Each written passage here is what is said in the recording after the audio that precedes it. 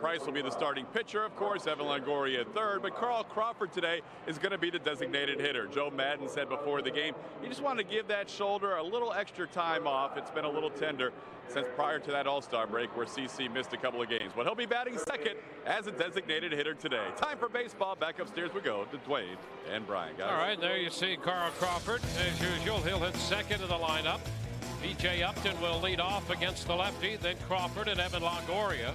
Carlos Pena, Ben Zobrist, and Jason Bartlett up in the 6th spot with Gabe Kapler in left hitting 7th. Kelly Shopik, the catcher, hits 8th. Sean Rodriguez in the lineup batting 9th at second base. Well, Andy Pettitte, left-hander, making his 18th start of the season. Tremendous 11-2 record. ERA 2.70. It's the 35 walks in 113 innings in the third. Be very wary on the base paths. Only 2 stolen base attempts off of Andy Pettitte this year. Just 1 successful. Does a great job of controlling that running game. Now let's take a look at our Mercedes-Benz starting defense, left to right in the outfield. Gardner, Granderson, and Swisher across the infield, third to first. Rodriguez, Jeter, Cano, and Teixeira.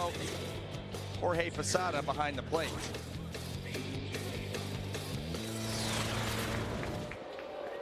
And there's Joe Madden, the Rays skipper, juggling his lineup a bit today with the left-hander Andy Pettitte on the mound, and Joe Girardi has his New York club in first place with 57 wins and 33 losses. Pettitte ready to go to work, and B.J. Upton goes after the first pitch, fouls it back and out of play, and that's a strike. 91 degrees at game time. The forecast is for the temperature to increase and move into the mid-90s before the day is out. Pitch a little low. 1-1.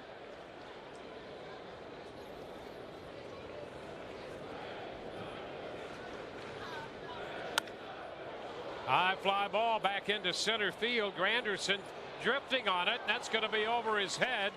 Upton's on his way to second with a double. And so B.J. Upton, who came into the game with 7 career hits, including 2 doubles and a home run off Pettitte, has his 3rd career double against this tough left-hander. Well, he gets a backdoor cutter there, puts a good charge into it, and Curtis Granderson really never got a good angle on that. You'd like to see your outfielder turn and sprint to where that ball is going to be, try to find it again and make the catch. He drifted on it the entire way, and B.J. was able to get it out over his head in deep center field. Now it's Carl Crawford. Crawford bunts back to the mound. A diving stop by Pettitte. Throw to first, and they just got him. Over to third goes Upton. So Crawford puts down the bunt and really tested Pettitte. Yes, he did. A tremendous play there by Andy Pettitte. Well, you'd love to see Carl Crawford get a base hit out of this, but at the end of the day, mission accomplished. Almost gets it by him. He's able to dive, make the play, throw from the knees, and still just barely get Carl, who was motoring down that first base line. Fully stretched out. That's as good as it gets from a pitcher. So Upton's at third, and the Yankees will bring the infield in here with this pitching matchup of Pettitte and Price. Infield close in the first, and Longoria misses, strike 1. Yeah, the anticipation here is not a lot of runs going to be scored, so you got to try to limit the opposition. Andy Pettitte with that good cutter trying to get something on the ground. And Longoria is behind in the count with that foul ball, 2 strikes. Evan just 2 of 18 against Pettitte with a double and a home run. That's another reason. A lot of success off of him.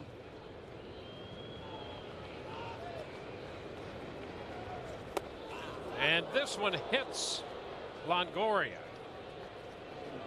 Evan hit by the pitch. He's back up and apparently okay. Got him on the right foot, down around the toe. Maybe that great toe on his right foot. Well, that will hurt. That was a cutter there. Andy Pettitte going down and in, going for the strikeout with the 0-2 count. Just yanked this pitch a little bit, and it hit him square on that big toe. Might have to go up a shoe size here in between innings.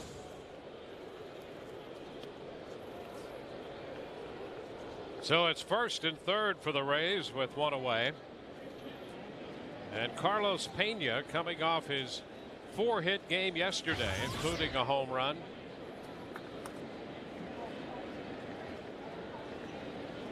Carlos driving in 3 runs in the game yesterday.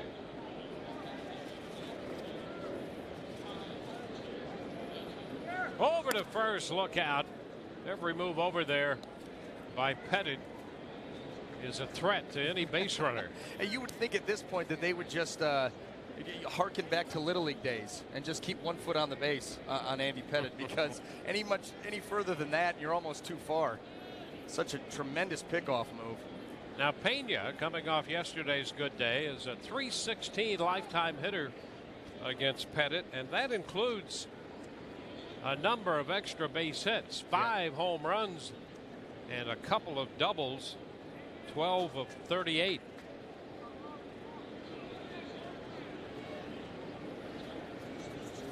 Andy Pettit doing a much better job this year of being able to handle left-handed hitters. For his career, left-handers are hitting .267 off him. This year, he's held that down 100 points lower, just .167 from left-handed hitters off Andy Pettit this year. And that pitch that he just threw to Carlos Pena is a big reason why. Pitching in, standing these left-handed hitters up.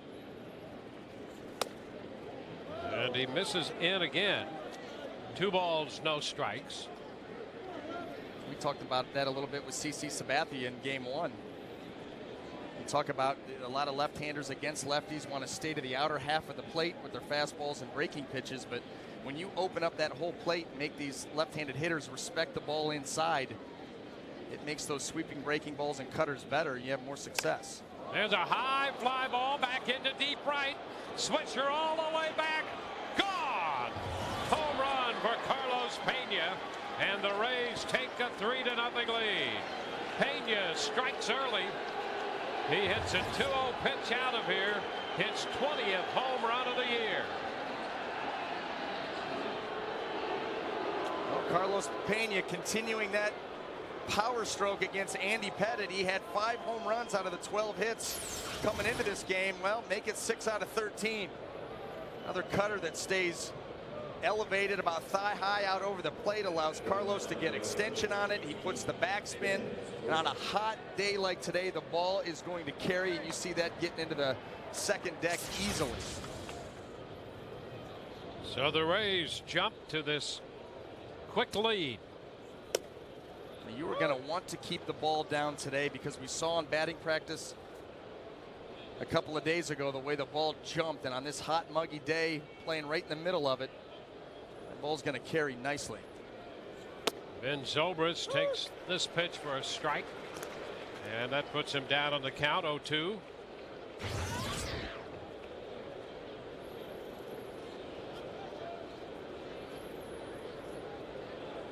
Been .283 on the year, a little over .250 from the right side. A ball, 2 strikes. But he is 6 of 14 lifetime with 2 home runs off Pettit.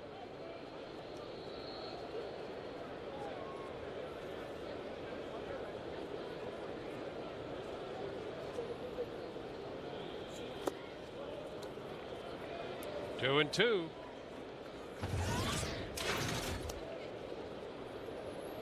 Double by Upton, sacrificed by Crawford. Longoria hit by a pitch, and the home run by Pena.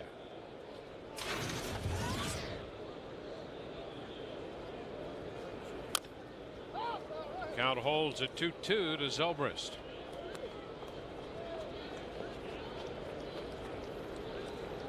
So the Rays have jumped on the all-star lefty Pettit, 11-2 coming into this game. They made the all-star team in '96 and made the all-star team again in 2001 and this year. There's a base hit lined into center field, and Zobrist will make the turn at first and hold right there. Really good at bat there by Ben Zobrist, fouling off some tough pitches, and then here he gets fastball down and away. Good extension on it. Not in a bad location. Ben Zobrist a better job of hitting, taking that right back up the middle. You know, Pena, with his home run yesterday in his last at bat and a home run today in his first at bat, has been nothing but a nemesis to the New York pitching staff. If you go back to 07, they had him briefly in their system. He's had more home runs during that span than anybody else against New York pitching. That's the home run yesterday of Chad Godin. And it's really not even close. He's at 19. He just loves to hit against the American League East as far as power number goes, no matter who it is, but especially this New York Yankee ball club. Now, you know what? Keep the ball out of the middle of the plate.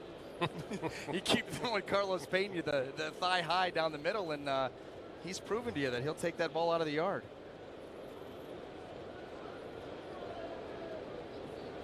Now Bartlett waits. And he takes a breaking ball in for a strike. Well, Bartlett's up in the lineup, and he has been swinging the bat a little bit better. And that's something that Joe Madden had talked with him about. He had dropped him down to the 9th spot and made the commitment to him that when the bat started to come around, he would start to work his way up in the order. And so he's hitting 6th today in the lineup against Pettit. And part of that is his history against Pettit. You see what he's done in his last 10 games at .370. But he's 8 out of 20 against Pettit. 1 ball, 2 strikes. And half of those hits off him off for extra bases. He's got a couple doubles, a triple, and a home run.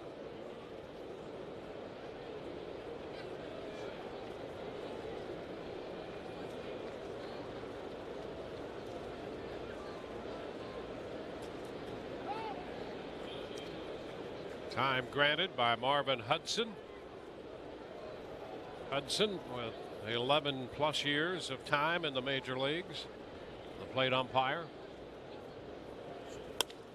And a liner into left, and there's a base hit. Bartlett picks up a single. Zobrist stops at second base. Well, Jason Bartlett trying to protect against everything here. Gets a ball away. You see him just reach out there, get that ball off the end of the bat, but he gets enough of it out in front just a little bit. But a great job of plate coverage there. You know, Andy Pettit's one of those guys that he'll try to backdoor the cutter. He'll throw the two-seamer away from you, but he's also got that hard cutter that he'll throw in on your hands. So you've got to be ready to cover the whole plate, and you can't do it much better than Jason Bartlett did in that at bat. Now Gabe Kapler. He's hitting 7th. And he lines one, grab by A-Rod, and boy, Kapler smoked that one. Rodriguez down at 3rd, used his height and his reach to corral that hot shot line drive. Well, you talk about third base being a reactionary position. Look how quick. There's the pitch, there's the catch. That's how quickly it happens. Gabe Kapler really hit that ball hard, but Alex Rodriguez needed every bit of that 6'3" frame to make that backhanded stab.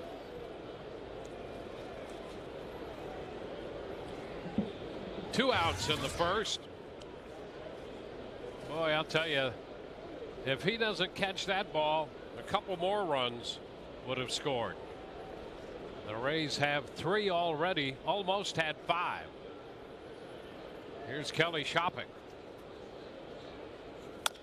And he hits it on the ground to short. And now the throw to first. Jeter to Teixeira. Shopping out of there, and the Rays are finished. But they get off to a good start. 3 runs in the first for the Rays. They leave a couple, but those 3 runs come on a blast by Carlos Pena, his 20th.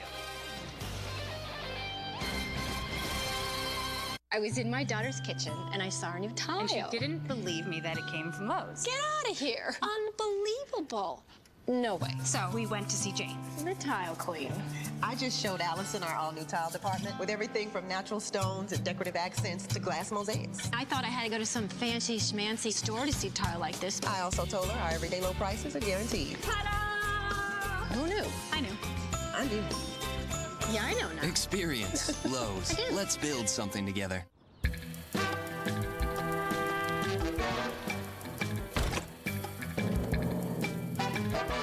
Tropicana cartons have suddenly become worth a lot of money.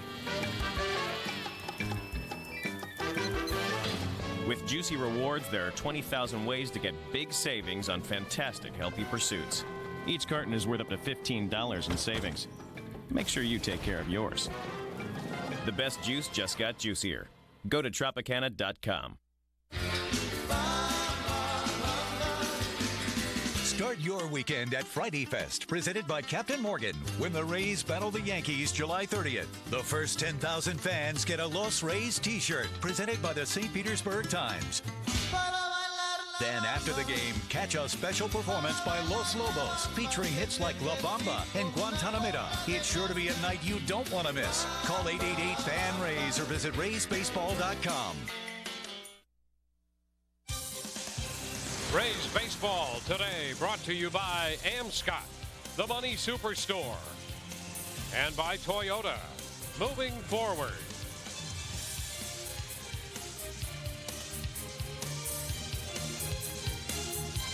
From Yankee Stadium in the Bronx, with Brian Anderson and Todd Callis, Dwayne Stats with you.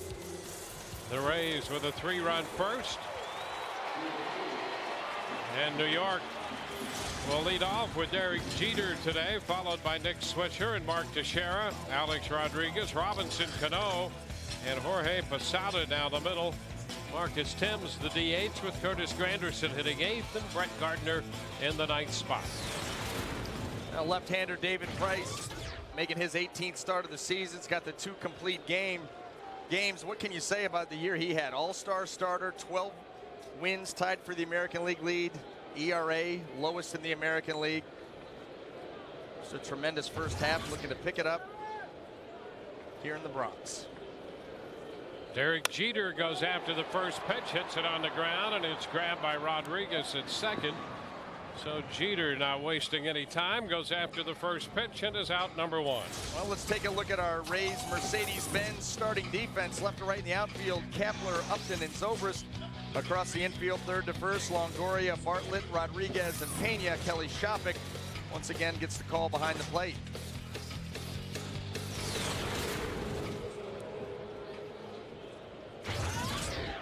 Now Nick Swisher, the switch hitting right fielder.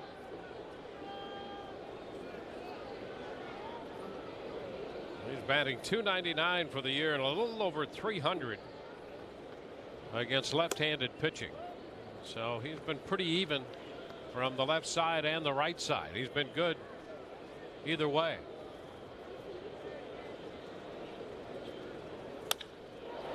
He sends it back into center. Upton going back, still back, and that's going to be over his head and will one-hop the fence. Swisher picking up his 21st double. No, Nick Swisher put a charge into that ball. We talked about how it's going to carry. Fastball finds the middle of the plate. Swisher hits it hard to center field and gets it over BJ, trying to make the circus over the shoulder catch. Can't quite get there in time.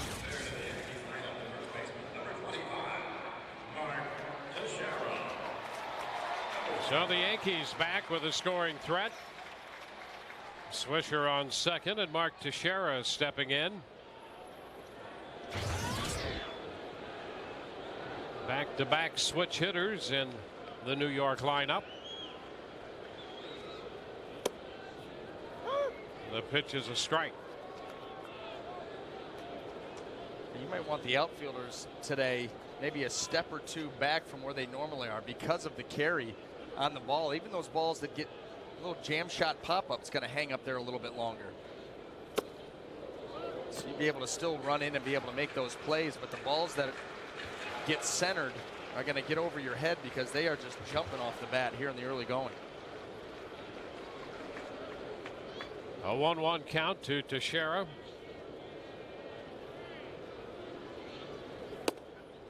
It's up and away. Fastball in the mid-90s, and it's a 2-1 count.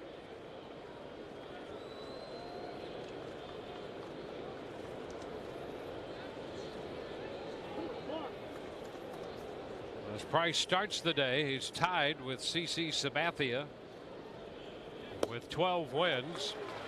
Tops in the American League, and now he's behind in the count to Teixeira.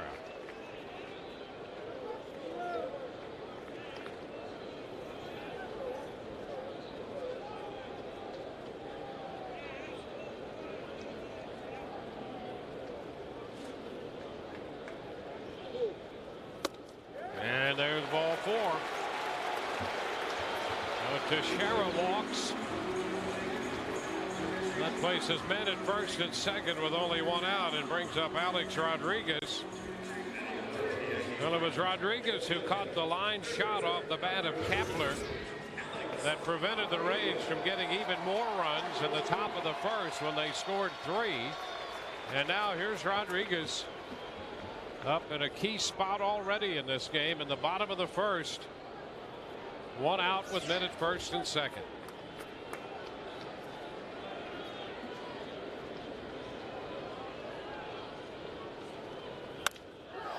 It's a high fly ball into right. Zobrist on the track makes the catch. A tag by Swisher. He'll go to third. And so 2 gone. And I'll tell you, you're never quite sure, even on a fly ball like that, that Rodriguez did not come close to getting all of. But it had a lot of carry and sent Zobrist all the way to the track. Yeah, we've already talked about how the ball will carry. It's a little bit shorter out there in right field, and Alex Rodriguez didn't get a lot of that ball, like you said, Dwayne, but still strong enough to get it out there close to the warning track. Thought it was interesting, too. You see that ball come right up off the bat, high fly ball, still with a lot of carry to it. But interesting on that pitch, Kelly Shopik called for the fastball in on Rodriguez. A couple of reasons why. Number one, you want to limit him trying to get extension, you know, early in the count, try to get extended, hit the ball a long way. But also, the last 3 pitches to Mark Teixeira, and something that will be interesting to watch, were fastballs he was trying to go away that he left up and away. And when David Price doesn't have his really sharp command, that's what he does. He doesn't get through those pitches. He doesn't finish them. So when he tries to go with that fastball down and away, he leaves it up and away. Good job by Kelly Shopik forcing him to try to throw that fastball in on a right-hander to go glove side. That will force the pitcher to have to get really good extension to get that ball in. So it's a good call by Shopik to try to get David Price locked back in out there mechanically. Well, they just got Cano to go for a pitch up out of the strike zone as Cano tried to jump on one, a fastball up there. So the count is 1-1. And that pitch, a fastball, missing a little wide. When you saw the velocity at 96 miles an hour, if you're going to jump on an up fastball by David Price, you better have some quick hands, because he throws some of the easiest gas that you will see in the big leagues. Doesn't look like there's a whole lot of effort, but boy, does the ball jump out of his hand. And a foul ball back. Another fastball at 96. 2-2. You see that too, what the elite pitchers will do. You know, you start off pitching, you're 93, 94 miles an hour. All of a sudden you get into a situation where there's a little bit of trouble. They're able to reach back and grab another couple miles an hour. The last couple of fastballs at 96.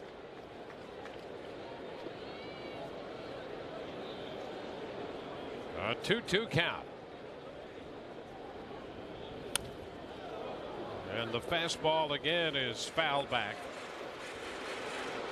And Shopik is of a mind as a catcher that if you've got that fastball that can be overpowering, you tend to stay with it. He kind of proved that point with Matt Garza. He's done it before with David Price. If you're able to command that pitch and hit your spots with it, you know, there's nothing tougher to hit than a well-placed fastball that has that kind of velocity. 2-2 to Cano. And a high fly ball back toward the left field corner, and that ball is out of play. Boy, I'll tell you, anything hit high in the air, and right now it's hard to get a real beat on the wind. Sometimes it tends to be blowing out toward left. There had been a tunnel effect in the early opening days of this stadium toward right center. And that ball was hit high, and the wind carried it deep toward the corner and out of play.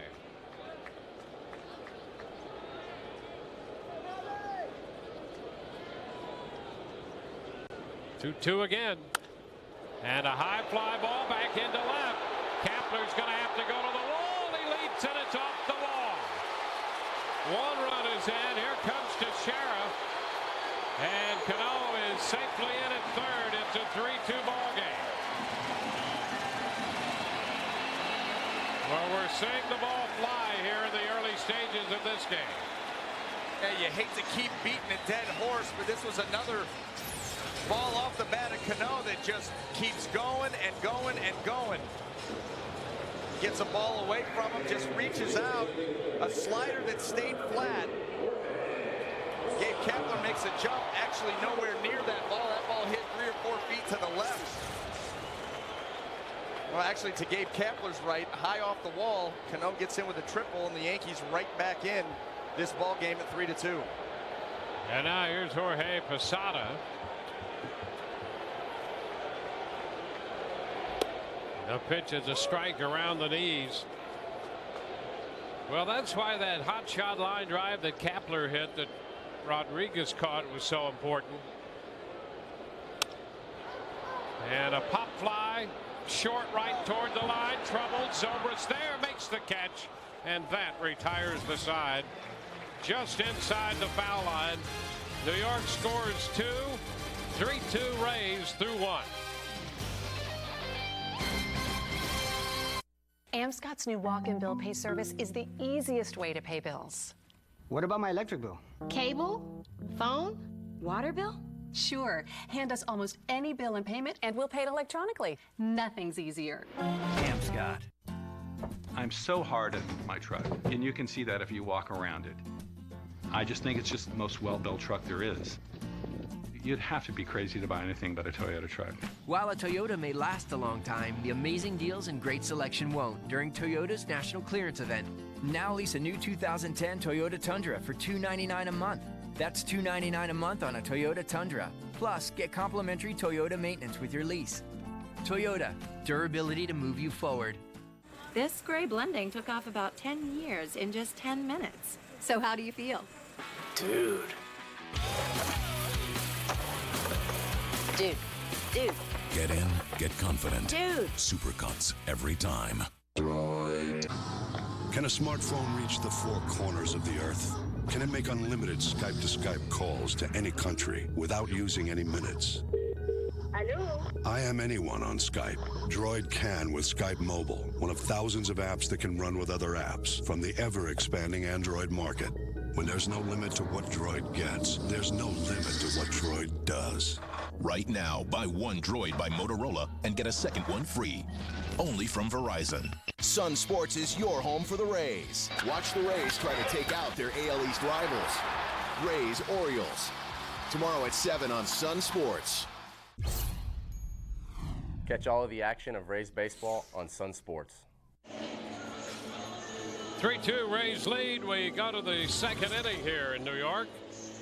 In the game today and all season long, Tires Plus donates $100 to the Pediatric Cancer Foundation for every Tampa Bay Rays home run televised on Sun Sports and Fox Sports Florida. Reed Breniak in the dugout for the Rays. He had a pair of home runs yesterday along with Carlos Pena. Pena has already hit one today, connecting off Andy Pettitte. Look at the Toyota trend, the breakout, Brian. Pettitte against the Rays and the rest of the major leagues. Yeah, we talked in the open. May 20th, the start here. Andy Pettitte went 5 innings, gave up 6 earned runs against the Rays. It was his worst start of the year. And boy, the Ray offense picks it up again off of Andy Pettit with 3 in the first. Sean Rodriguez takes the pitch away. 1 ball, no strikes. Curveball from Pettit to start the inning. And he tries to throw another one, and that one is up and away. 2 balls, no strikes.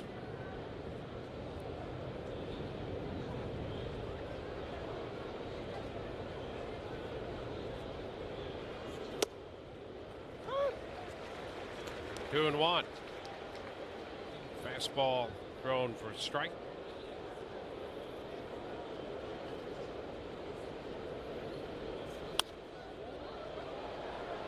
Squares the count.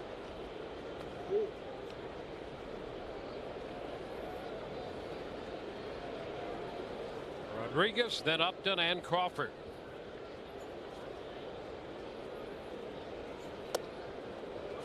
And there's ball 3.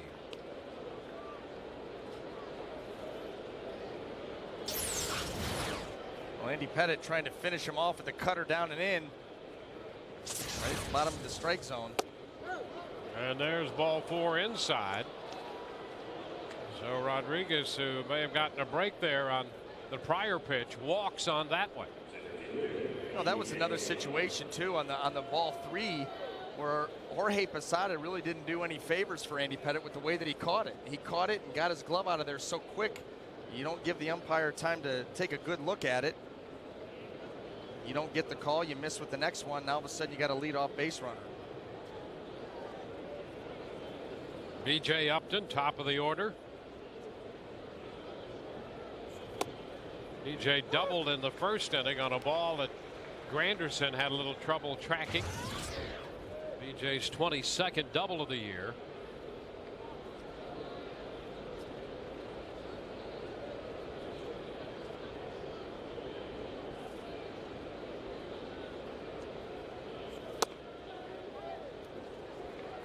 One and 1.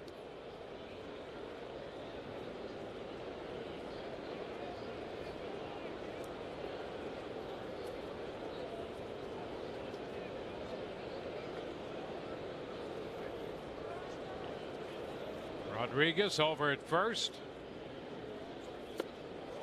And B.J. finds himself behind in the count, missing the breaking ball. Andy Pettit going backdoor with this. You see B.J. a little bit out in front, swinging right over the top of it. That ball 11 inches on the vertical break. Good depth on that pitch. And there's strike 3 call, a fastball. Upton caught looking, and that's the first strikeout recorded by Pettit. Well, Andy Pettit on that fastball too went with the slide step, and sometimes you use that to control the running game. Sometimes you use that to throw off the timing of the hitter. He wants to come in with the fastball. He's got 2 strikes. He'd been going with the high leg kick.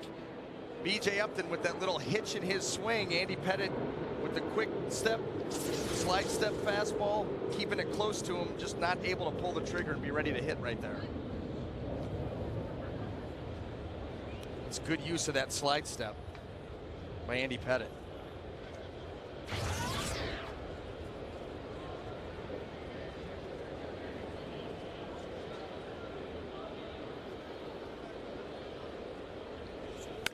And a ground ball down to first. That's a fair ball to call.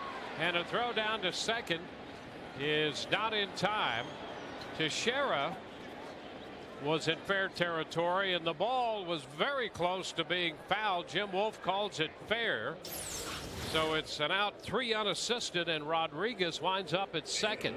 Well, you can see the glove right in front of first base. Good call on that.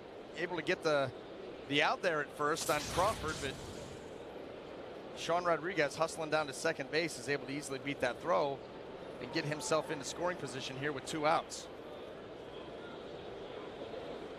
Here's Longoria. Takes a pitch low. Evan hit by a pitch. He got down 0-2 his first time up.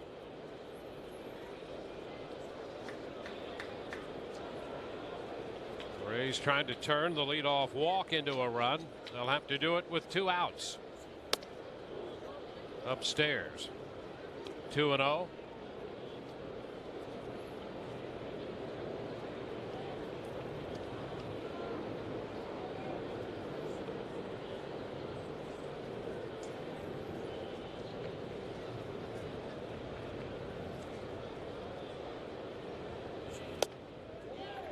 And a good look at that one for ball 3.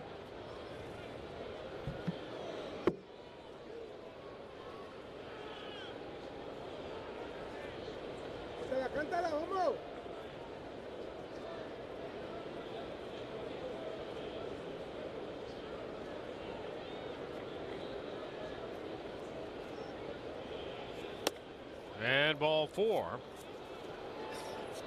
So Pettit was very careful to keep the ball away from Longoria. So he walks, and that will get Carlos Pena up there, who has been, as we know, the last few days swinging a very good bat. Well, you see that bat in the first inning. Your Amscott replay, a cutter up and out over the plate, puts it in the second deck. 3-run homer there by Carlos Pena. And we've seen that as of late, not giving Evan Longoria too much to hit, trying to force Carlos Pena to beat you, and he's been doing a better job of that as of late.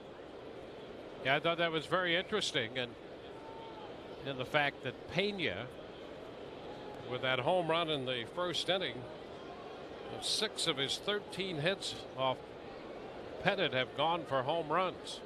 And with you combine that with the success that Andy Pettit has had against Evan Longoria. And that first at bat, like you said, he got ahead of him real quick, 0-2.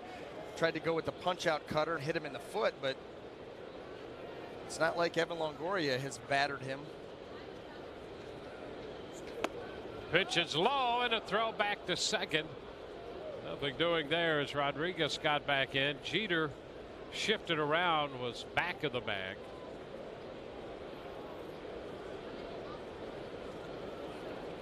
A ball, no strikes, the count to Pena.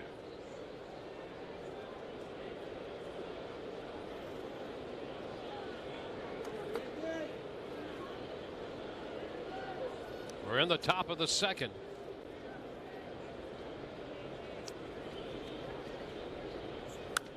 Carlos fouls it. That's out of play. Foul the fastball. Yeah, we mentioned the home runs Pena has hit off New York pitching since '07, including the one today and the one yesterday. 19 home runs since 2007 off New York pitching. Mike Lowell of the Red Sox has 10, and Victor Martinez with the Indians and the Red Sox during that time also hit 10.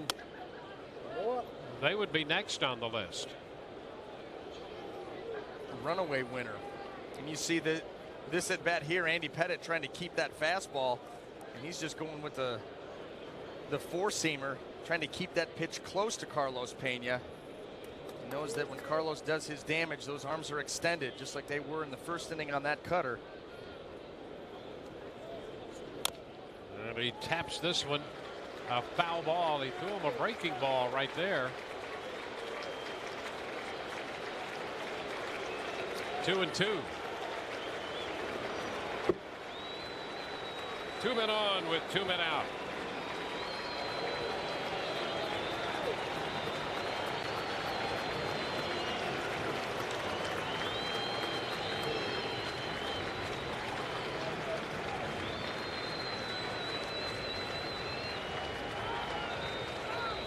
Time called.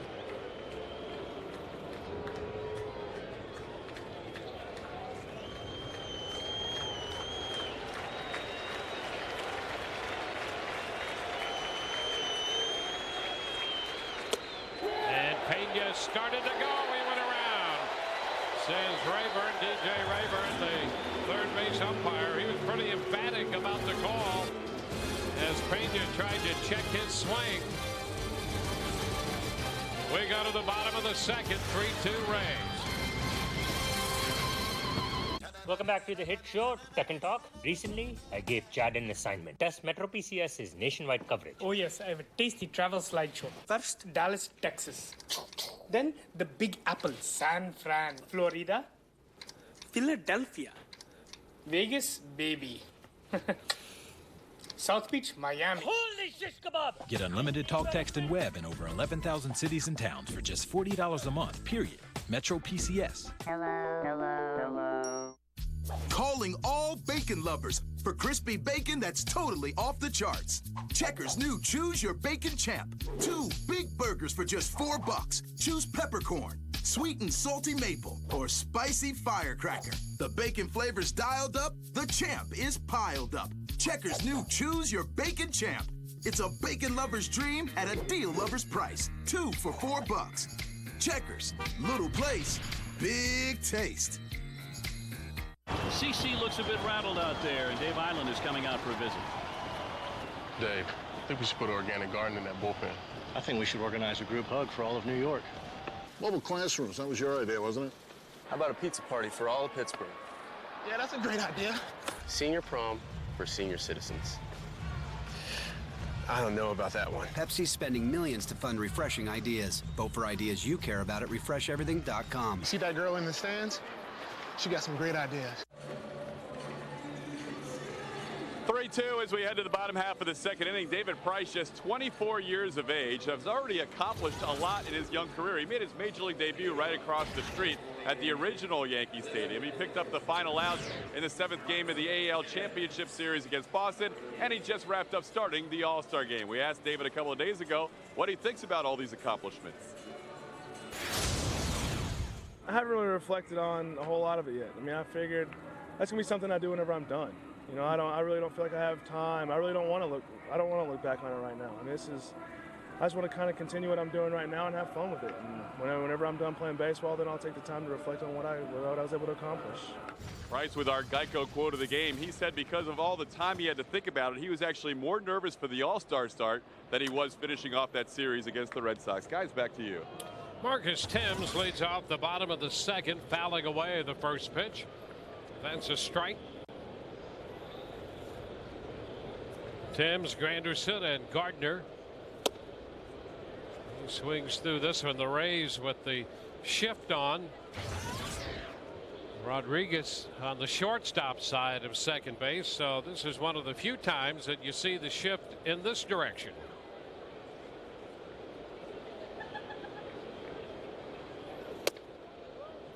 Hard stuff upstairs.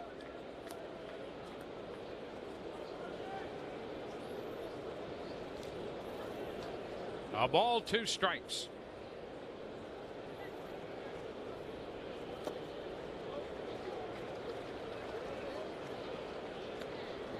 And take a look at this. There's one of the reasons, the big reason why the shift is on. And that just tells you where the hits are going. What about the outs? Obviously a lot of ground ball outs to the left side to go along with those hits. Marcus Thames not very proficient at going the other way. So why not?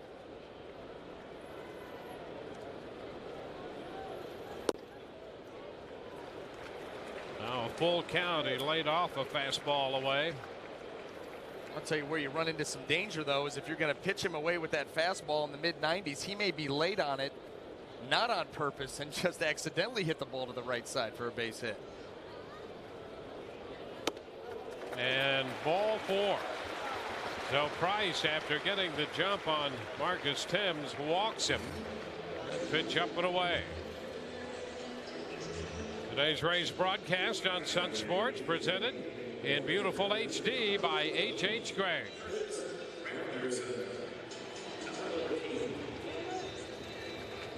Now Curtis Granderson will bat.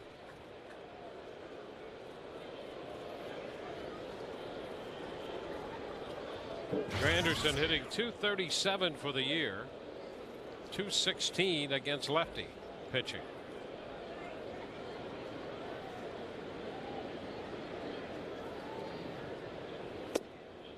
Strike 1.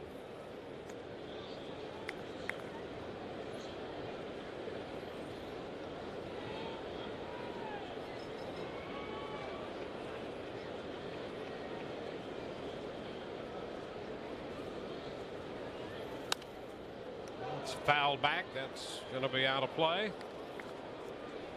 0-2.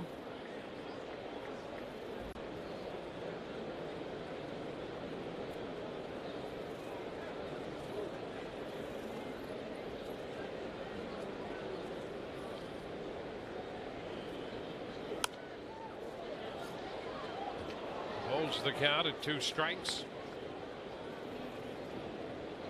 Anderson 1 of 8 in his career against David Price.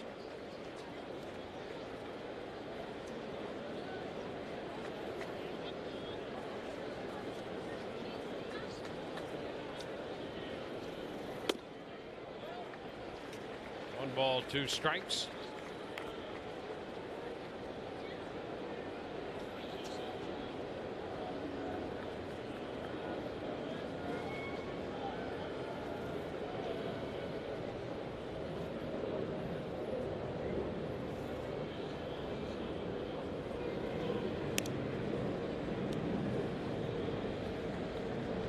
Tim's the runner at first.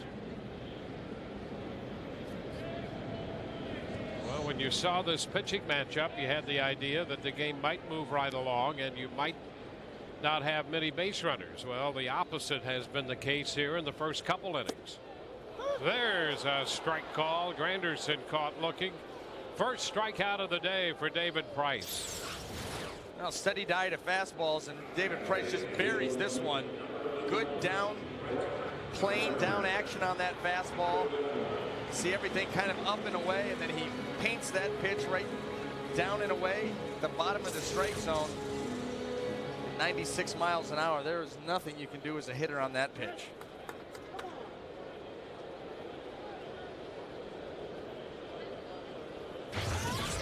Now it's Brett Gardner. And he's had a very good year. This young, speedy outfielder for the Yankees. Takes a good look at that one for a strike. Gardner's hitting over 300 for the year, 307, and he's more than held his own against lefties. Hitting over 260 against left-handed pitching. Well, he does a nice job of staying in there against lefties. He doesn't bail out, doesn't lose that front side. Down to third, Longoria to Rodriguez, one over to first. 5-4-3. The Rays turned the around the horn double play on the speedy Gardner. So we're at the end of 2 here at Yankee Stadium, and the Rays continue to lead New York 3-2.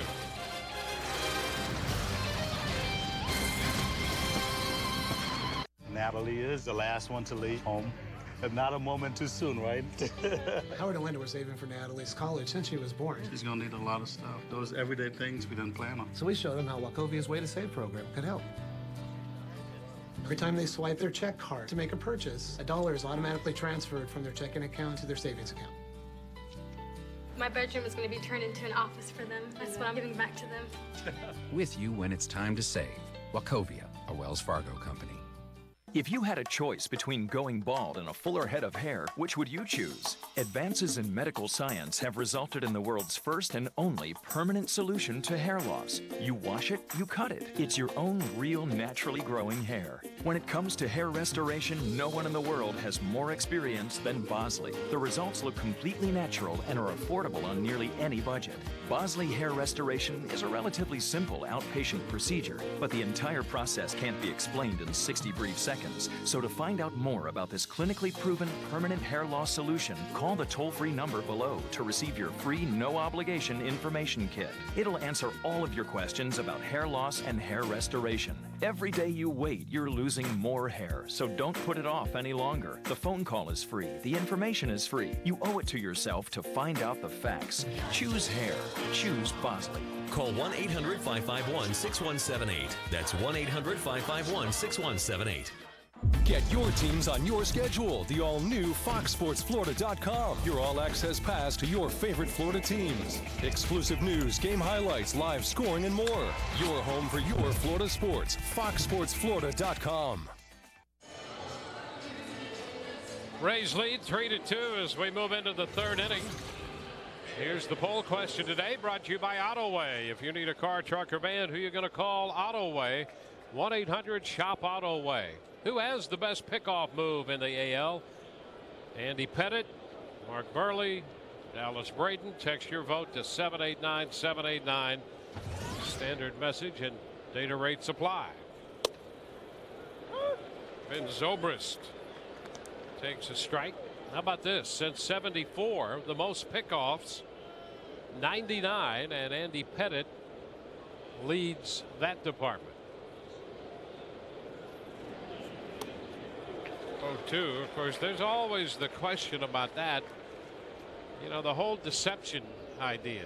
Technically, pitcher's not supposed to deceive the runner, but if you don't deceive the runner, how do you pick him off? Well, there it is. I'll tell you, any good pickoff move, whether it be from a righty or a lefty, is absolutely designed to deceive the runner. That is exactly how you pick them off. And, you know, left-handers will have a balk move or very close to a balk move. Right-handers, the same thing. It's just so subtle that it very rarely gets called unless it's something that's very blatant. Well, Pettit had 2 straight pitchers pickoffs last year, and he had 4 caught stealings that were pitcher caught stealings. So he really caught 6 runners and held a lot of other runners with his move.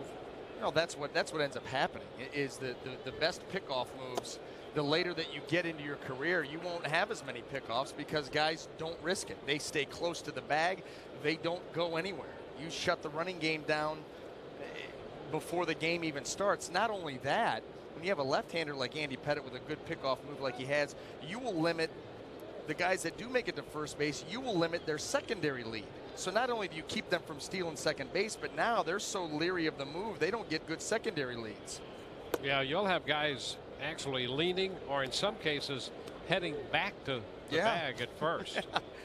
And that's when you know you've got an effective pickoff move. You may not, it's like being a cornerback in football. You may not lead the league in interceptions every year, but that's because quarterbacks don't throw to your side of the field and just don't take the risk. So you may not have the numbers. You may not have the big pickoff numbers now.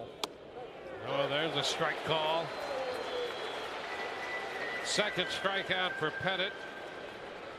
He gets Zobrist looking away. Man, he got Ben Zobrist guessing.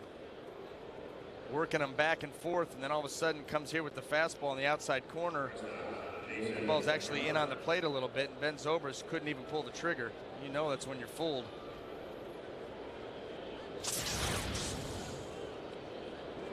One away, and here's Jason Bartlett.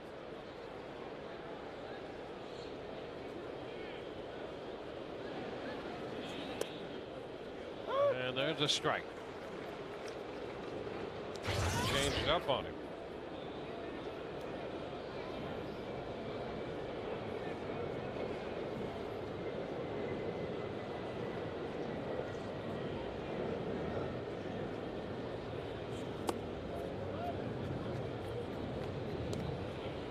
A 1-1 count.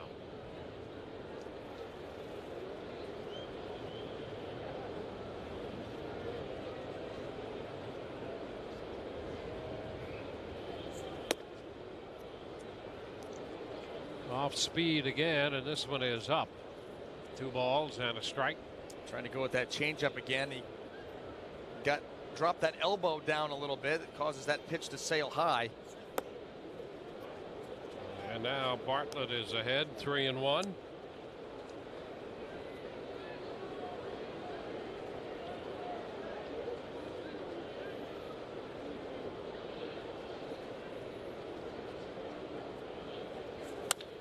And a base hit driven through the hole on the left side. Bartlett is 2 for 2. A 1-out single in the third.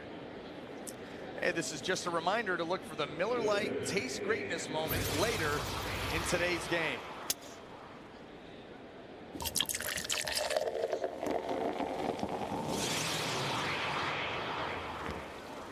Runner at first with 1 away. Gabe Kapler about to step in.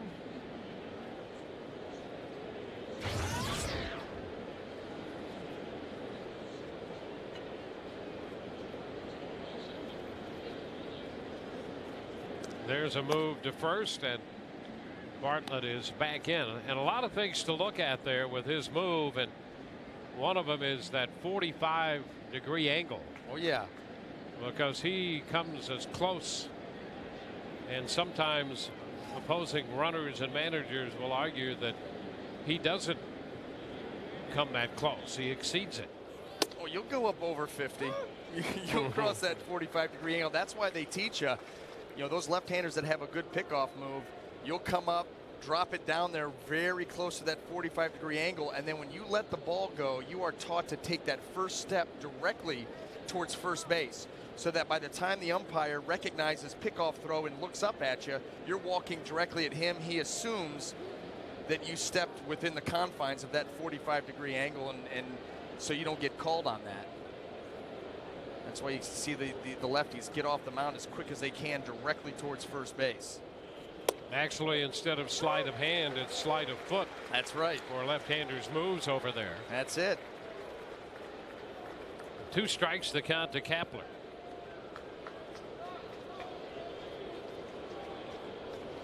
One out base hit by Bartlett.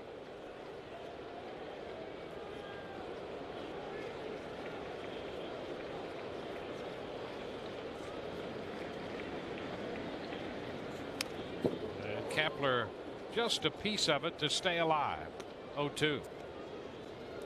We talked about controlling the running game as far as stolen bases, but how about this? Jason Bartlett for the secondary lead. Not a very good and aggressive secondary lead, so you keep guys, you basically make a team go station to station. You'd like to see a guy's secondary lead be a little bit more aggressive getting out there, so that on a base hit, they're going to go to third easily, a ball in the dirt, they're able to move up. You see Jason Bartlett will start to lean back before he goes with his secondary league, and you control the running game that way also. Yeah, that's a big part. Not only do the Rays steal a lot of bases, they came into this game with 111, but another big part of their running game is taking 2 bases, first to third, scoring second to home on a base hit. Kapler's still up there with 2 strikes.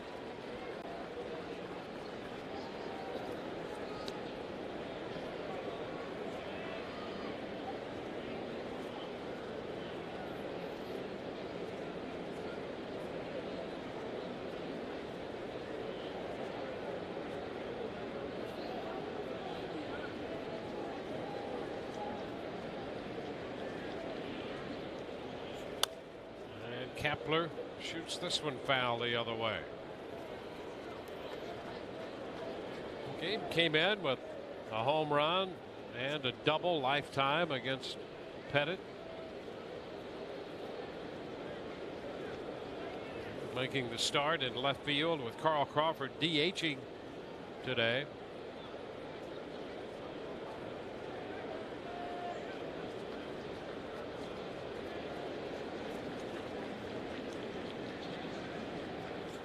And a line drive base hit into left.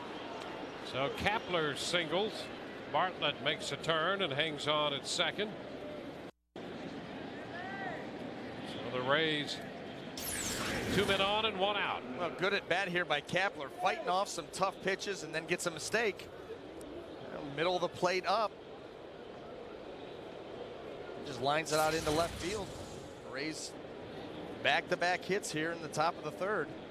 Well, let's see what Kelly Shopik can do. Shopik came into the game 9 of 27 against left-handed pitching.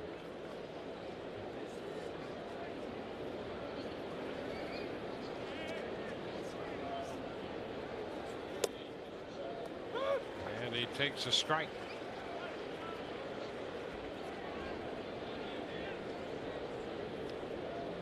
So the Rays have had a number of base runners. A couple of walks, a hit batter, 6 hits. We're 1 out into the third.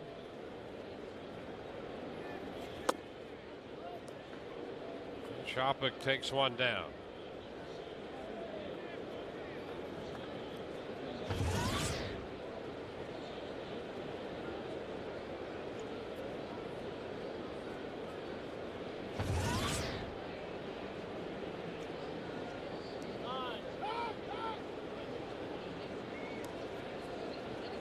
Zobrist was caught looking. That started the inning. Then Bartlett singled. Kapler followed with a base hit.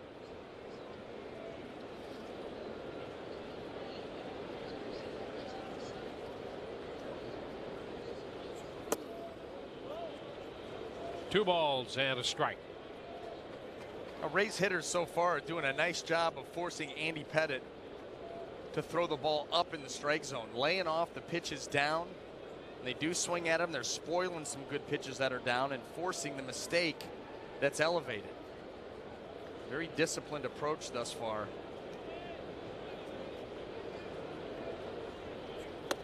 And that's high. And as a result, Pettit is making a lot of pitches. That's 64 pitches here in the third inning with 1 out and 2 men on base. And it's a 3-1 count on Shopping.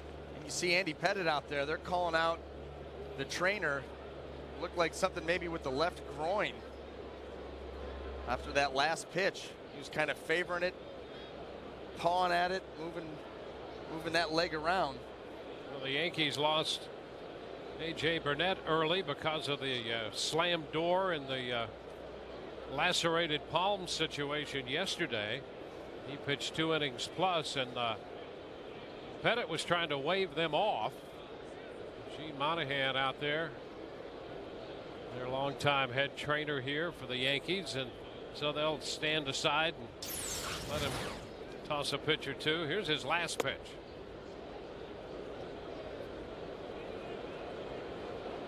See him right there. He just threw a warm-up pitch and didn't look real good either, and he's going to come out of the game.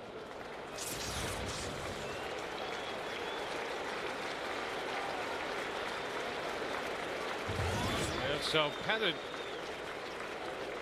will leave after what is now 2 1/3 innings and a 3-1 count on Shopping. So Shopping could still wind up being held to his account. But the Yankees are going to make a pitching change, and there are a couple of men down in their bullpen. Call to the bullpen brought to you by Metro PCS, wireless for all. Head to Metro PCS for hot deals on new cell phones. And put less moolah where your mouth is.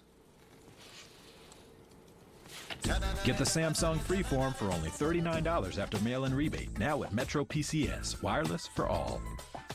Some things you never forget, like your first day at school. The first time you soloed on 2 wheels. Your first love. Or your first taste of Bluebell ice cream. Because the best tasting ice cream in the country is made with fresh milk from cows who think they live in heaven. One thing's for sure, your first bite won't be your last. Bluebell, the best ice cream in the country. New Caramel Kettle Crunch Ice Cream. Pop some in your mouth. Jaguar Platinum coverage is not just a warranty. It's a belief in everything we do. It's a 5-year, 50,000-mile promise. With complimentary scheduled maintenance, no-cost replacement of wear and tear items, and 24/7 roadside assistance. Because when you create the most beautiful, fast cars on Earth, you create an ownership experience to match. Jaguar's best-in-class Platinum coverage is included on all 2011 Jaguars. See your local Jaguar dealer for details. Super deal alert! Metro PCS is $40 a month, unlimited nationwide talk, text, and web, taxes and fees included. It's a wireless buffet. Yummy. Get unlimited nationwide talk, text, and web for $40 a month, period. Metro PCS, wireless for all. A woman is diagnosed with breast cancer every 3 minutes. The Breast Cancer Research Foundation improves prevention and treatment by funding the top researchers around the world. Fox Sports asks you to join our team to help strike out breast cancer. Please visit bcrfcure.org for more information. Support the Breast Cancer Research Foundation today to save lives tomorrow. Start your Sunday evenings with the Toyota Tundra Outdoors on Sun Sports. At 7:30, Shallow Water Angler Classics brings the popular magazine to life. At 8, Sportsman's Adventures captures the experience of the saltwater world. At 8:30, learn to be a better inshore angler on Flats Class. At 9, Fishing the Flats focuses on shallow water fishing in warm weather destinations. And at 9:30, tune in for boat improvements made easy on Ship Shape TV Classics. All this on the Toyota Tundra Outdoors Sunday evenings on Sun Sports. Rays baseball today brought to you by McDonald's. I'm loving it. By Buddy's Home Furnishings, where there's no credit needed and up to 6 months, same as cash. And by AT&T. Find out what's possible with the nation's fastest 3G network. AT&T, rethink possible. Rays have a 3-2 lead here as we play in the top of the 3rd inning at Yankee Stadium. And the Yankees make a pitching change. Andy Pettit leaves the game because of injury. More on that a little later. A reminder, our partners at Bluebell Creameries want to remind you that July is National Ice Cream Month, and today is National Ice Cream Day. So go out and pick up some caramel kettle crunch and pop Bluebell ice cream and enjoy. By the way, did you know that in 1984, President Ronald Reagan designated July as National Ice Cream Month, and the 3rd Sunday of the month is National Ice Cream Day. He recognized ice cream as a fun and nutritious food enjoyed by a full 90% of the nation's population.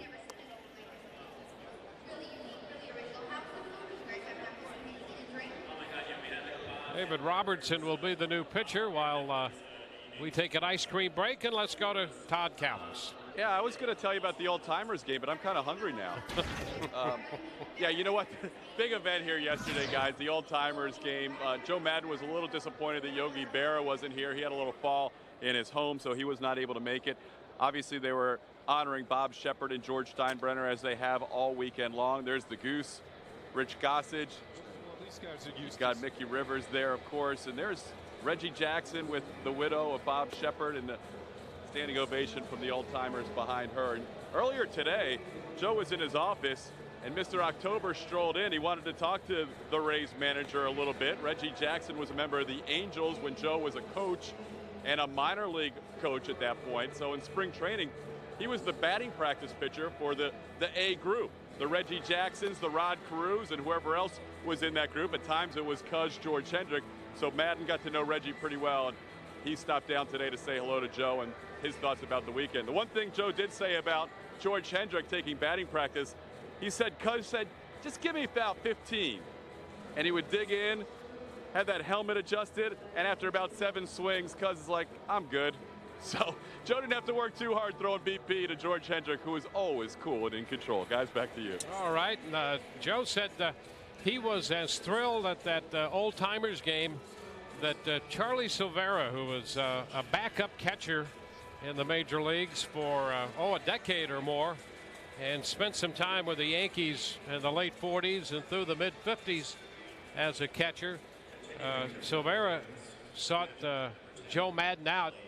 Charlie's, I guess, in his 80s, and Madden was thrilled to get a chance to talk catching and baseball the way it used to be with him. And he thought that was one of the highlights of the day for him at the Old Timers game yesterday.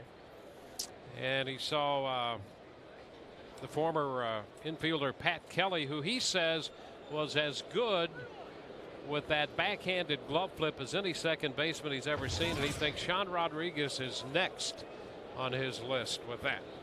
Well, David Robertson, the new pitcher, he inherits a 3-1 count and throws a strike to Kelly Shopuk. We'll get a report on Pettit. It appeared it may have been a groin, but that's a guess right now. I think a pretty good guess. David Robertson on for the 33rd time, the 1-3 record, ERA 5.28. And there's ball 4. And that's going to load the bases. So Pettit will be charged with that walk. And the bases are loaded with 1 out for Sean Rodriguez. Yeah, if it's a groin, that can be problematic. You remember when Roger Clemens pitched here, it seemed that he was out forever with a groin injury. Yeah, those are not, depending obviously on the severity of it, if that is indeed what it is. But just speaking generally, a pitcher with a groin on the push-off leg injury takes a while to come back from. First pitch into Sean Rodriguez is too high. 1-0. Well, Joe Girardi had to go to the bullpen early in yesterday's game. Mosley made 75 pitches and Godin 52 pitches. And now Robertson misses outside 2-0. Robertson did pitch here Friday night and was very, very good in the 8th inning when he struck out the side. He had great command of his curveball. Made only 12 pitches in a 1-2-3 inning. 2-0 the count to Rodriguez, and he's under this one. A fastball and pops it up. Jeter takes care of the formality on the infield pop. 2 gone. Well, that's a big out there in a 3-2 ball game. Bases loaded. David Robertson struggling with his command here the first few pitches in this outing, but he gets Sean Rodriguez to pop one up and keep it close. No chance for a tag on that. Now just 1 out away from getting out of this jam. Top of the order, B.J. Upton. And there's that breaking ball, and he had Upton reacting early to it, and he takes it for a strike. That can be a lethal pitch for Robertson when he has command of it. Well, he creates such tremendous spin on that breaking ball that he gets that really late sharp break. Tough to recognize. Fastball, and he's ahead of Upton. 0-2. He's got that curveball that spins top to bottom so quick. It's sharp, it's late, then you follow that up with a 4-seamer in the low to mid 90s. You saw how that surprised BJ. You got it by him.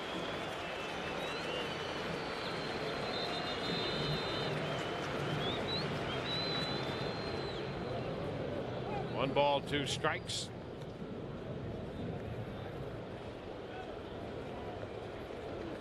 So 2 1/3 innings for Pettit. Rays got him for 3 runs in the first. Bases loaded. 2 outs in the third. Bartlett third, Kapler second, Shopik at first.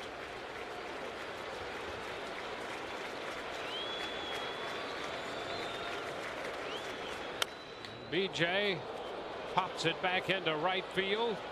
Swisher is waiting, and he makes the catch to retire the side. No runs, 2 hits, 3 left. Rays have stranded 8. They lead 3-2.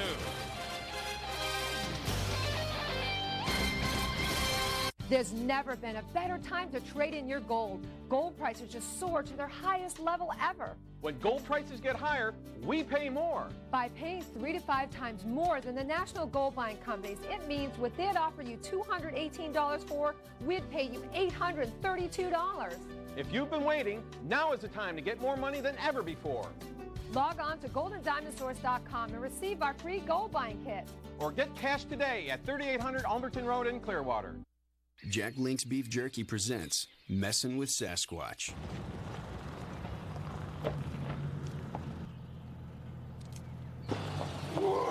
Hey, you want to ride? It's okay. Sorry. We're sorry. Sorry, buddy. Sorry, buddy.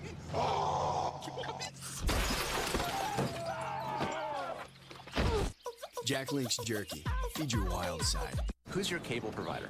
We're with Bright House. Has the weather ever affected your TV picture quality? Yeah, it's like the picture breaks apart. There's rain and lightning and thunder, and you're perfectly happy watching a picture, and then all of a sudden, the main character's face, the eye goes this way, the nose goes that way, the mouth goes down here. So it's like eye, nose, mouth, and then the sound goes eh, eh, eh.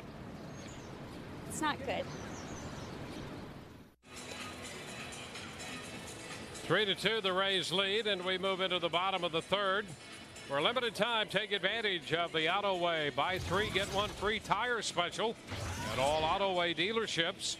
Go to AutowayServiceCenters.com for locations and to schedule your appointment.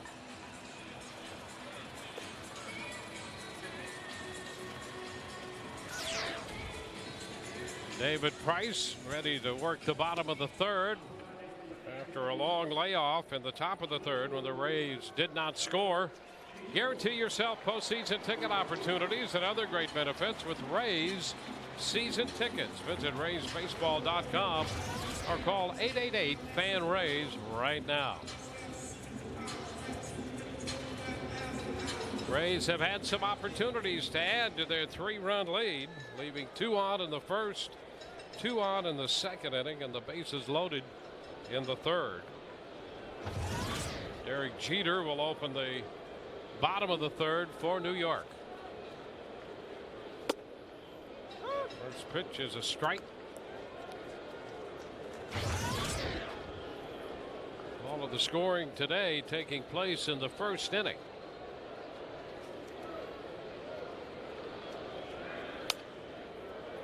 And it's had the earmarks, at least the potential of a high scoring game, but so far that has not materialized. You've anticipated with Pettit and Price matching up, this game could be quick paced and low scoring. There have been a lot of threats. 0-2 the count to Jeter. And a base hit in between Pena and the foul line. Jeter fighting it off, picks up his first hit of the day. How many times have you seen Derek Jeter gorf a ball to the right side? Mistake breaking ball here. Stays up in the strike zone. Derek Jeter with that inside out swing is able to squeeze it in between first baseline and Carlos Pena, get it out into right field there. Lead off the third with a base hit. Yeah, squeeze it is right. That base hit by Jeter got in between Pena and the bag the same way toothpaste comes out. I'll tell you, he didn't hit it very hard, but he just did get it out. He has caused a lot of frustration for pitchers. Not that that was a very good pitch, but the contact was terrible. Runner goes, and he is safe. The call at second. It turned out to be a close call, but Jeter picks up his 10th stolen base. The pitch to Swisher was a strike. Well, a good pitch to throw on. Kelly Shabbat gets the throw down there. Close play, but Derek Jeter with those outstretched arms. See, he gets a good jump off of David Price. That was tight. Call go either way.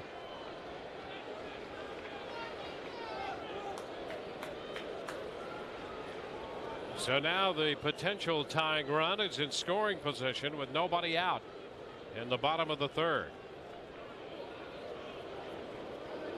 That little base hit, then the steal has set up a threat.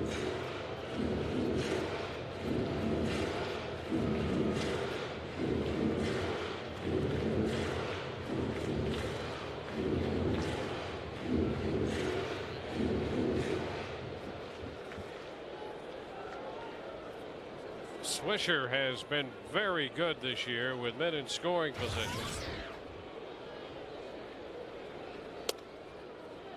And the pitch is a strike on the outer edge.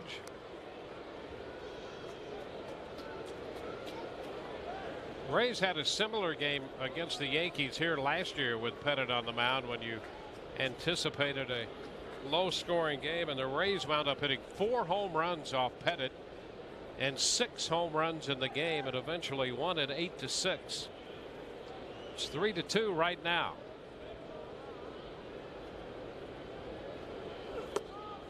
Down and in, 1 ball, 2 strikes. That was that game when Crawford and Longoria hit back-to-back home runs off Mariano Rivera eventually. I think Bartlett, Pena, Zobrist, and Longoria all hit home runs off Pettit in that game in May of '09. 1-2 the count. Swisher the hitter. And he pops it up right side. Carlos Pena makes the catch, and they get a very tough out. 1 away.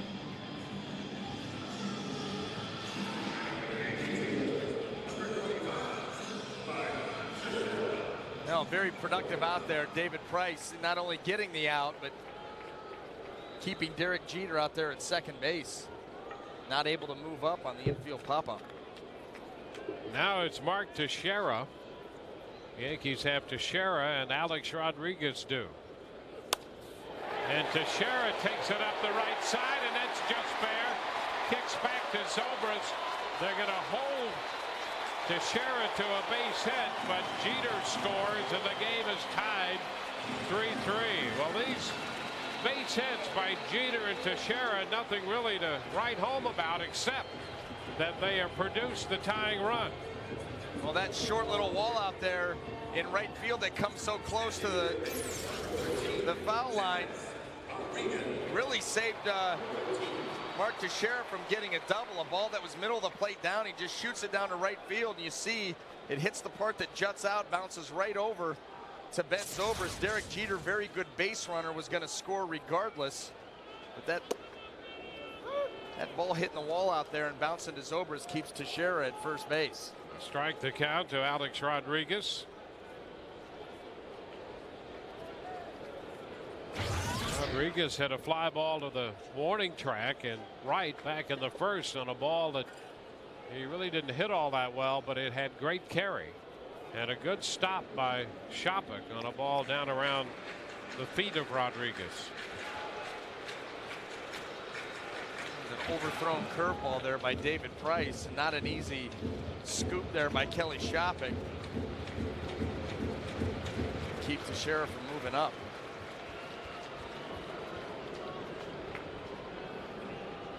A 1-1 count. Rodriguez pops it foul. That will wind up out of play. 1-2.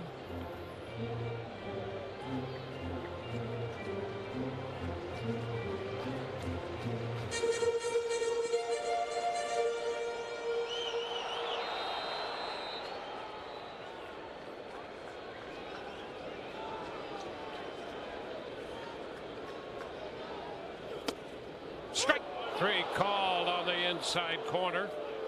A fastball at 97 in there gets Rodriguez looking.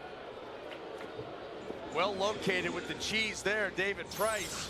Reaching back for a little extra, 97 miles an hour, bringing that ball up and in. Just right there, right on the black.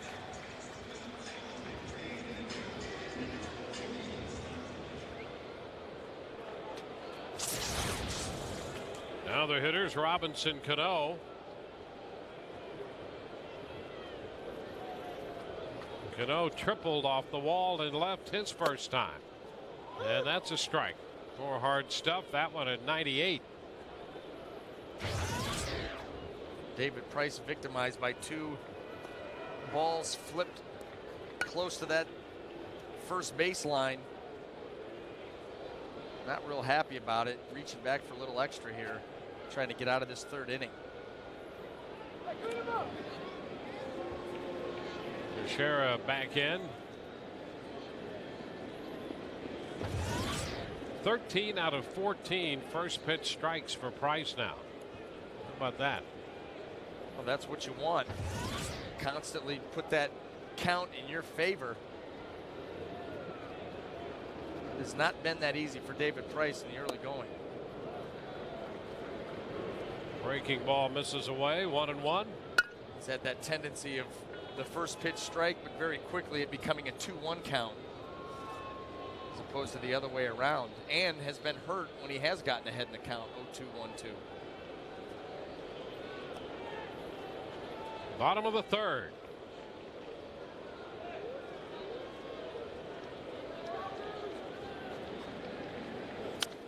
And a foul back on a fastball, 1-2.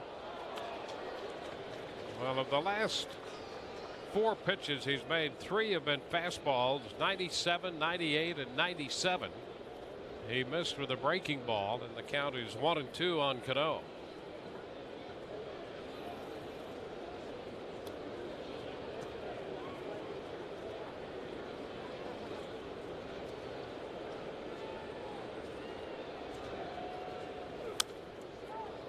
Foul again into the screen. Holds the count at 1 ball, 2 strikes.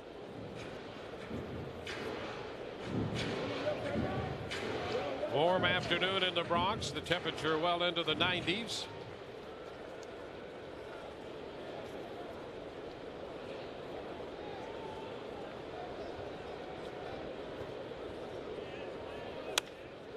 And a fastball foul. Out of play. David Price keeping that fastball away from Robinson Cano, and with that kind of velocity on it, tough for Cano to get that ball into fair territory. See him either fouling the ball back up into the stands or that one. Good contact, but pushing it foul down the line. And a soft little liner caught by Bartlett at shortstop. He finally put a fastball into play, and Bartlett makes the catch. We're at the end of 3. This game tied 3-3. At AutoWay.com, you get one thing most car dealers don't give you. Answers. That's the car for me.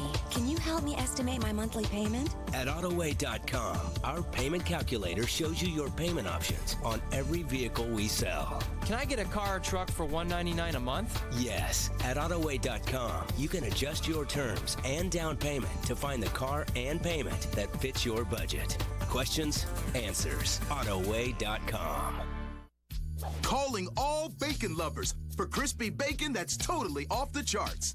Checkers' new Choose Your Bacon Champ. 2 big burgers for just $4. Choose peppercorn, sweet and salty maple, or spicy firecracker. The bacon flavor's dialed up, the champ is piled up. Checkers' new Choose Your Bacon Champ. It's a bacon lover's dream at a deal lover's price. 2 for $4. Checkers, little place, big taste. Who's your internet provider? Bright House. Bright House? Bright House? Has there been a time when your Bright House internet was slow? In the early evening? At night, after work. 8 o'clock at night. During the evening. Maybe everybody's using it? It should work, you know. You just kind of have to wait. Come on. Go faster.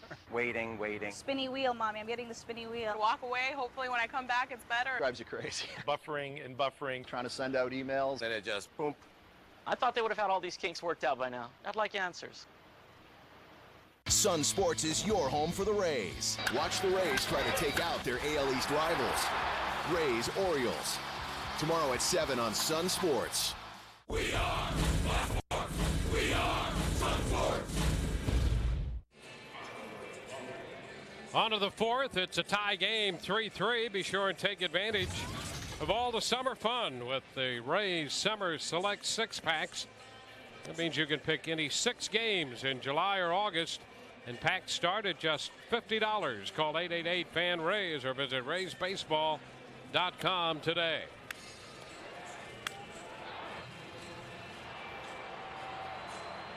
Rays are now facing David Robertson, who got the final couple outs in the 3rd.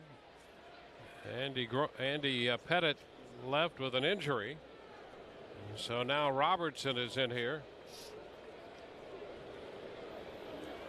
And the Rays will have Carl Crawford to lead it off against him. Crawford, Longoria, and Pena.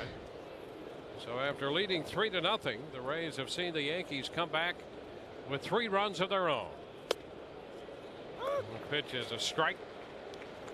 Carl 0 for 1. He got credit for sacrifice his first time. And a ground ball out to Teixeira at first in the 2nd inning.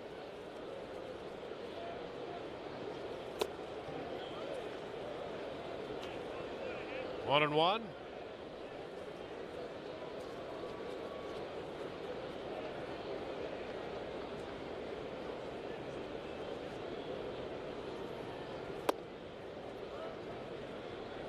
Two balls and a strike.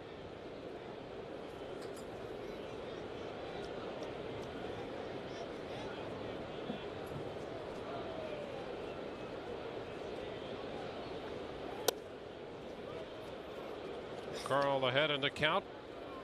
Facing Robertson, 3-1.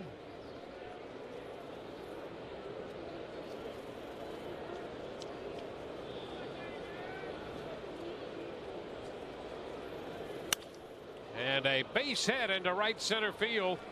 Crawford will make the turn at first. Swisher up with it and a return towards second. So Carl has his first hit of the day. Leadoff single in the fourth. And let's take a look at this afternoon's AT&T Mobility Trivia question here at Yankee Stadium. How many Yankees have thrown a perfect game? How many Yankee pitchers to throw a perfect game? This would be an anniversary of one of them. Now Evan Longoria. Crawford draws the throw.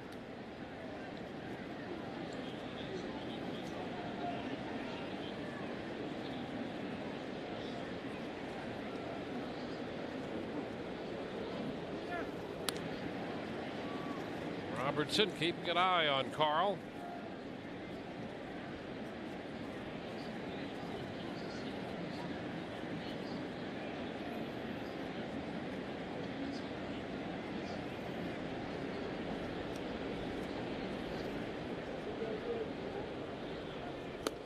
Yankees pitch out, but nothing doing.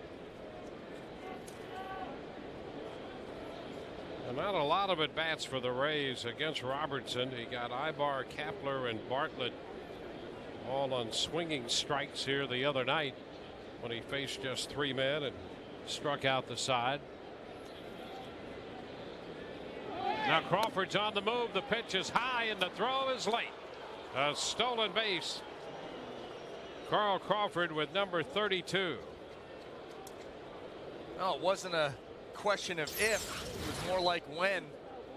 After the pitch out, another pitch there, easy for Posada to handle, get the throw off, but Carl's jump was so good and the speed gets in there easily.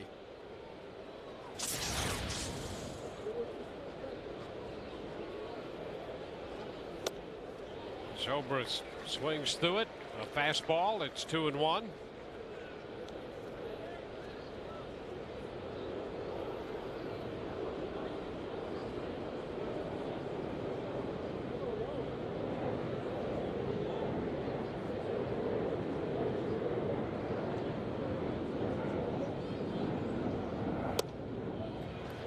Again, a fastball swung on and missed.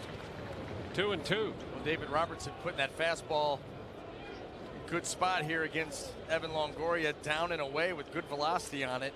Just not able to catch up to it to this point.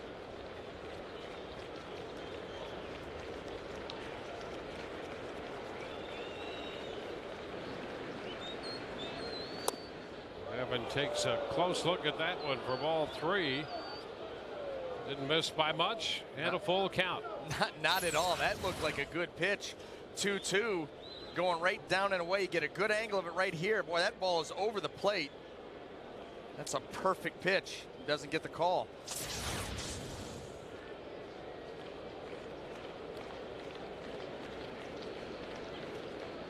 Now the 3-2. Longoria stays alive by fouling this one back. Well, that swing right there, you almost get the feeling that Evan Longoria knew that he got away with the pitch before. He said if he throws it out there again, I'm not going to take the chance of getting the second call my way, so I got to reach out there and try to spoil it, which he did. 25-year-old right-hander David Robertson in relief of Pettit. And a turn, but no throw. Crawford, the runner at second.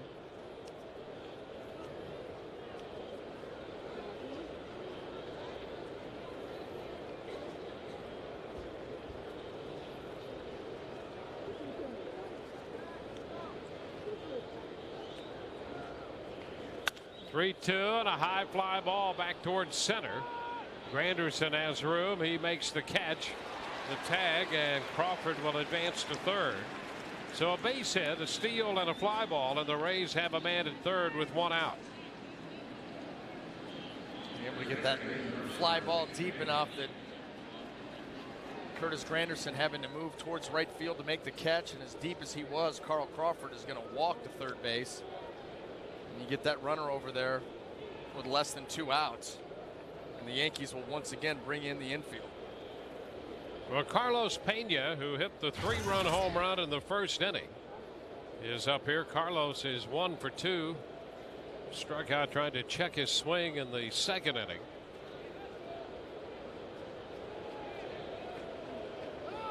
Now Jeter trying to find out exactly where they want to position their captain. And he's just moved to the first base side of second base and in.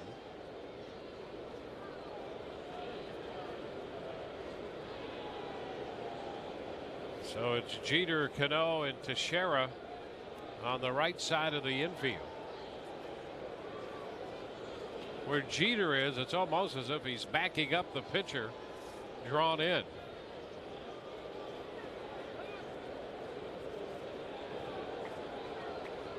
Crawford, the runner at third.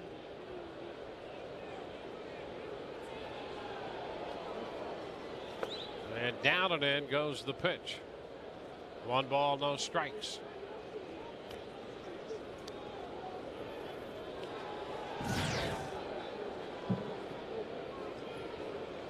Carlos has 1 lifetime at bat against Robertson, and Robertson struck him out.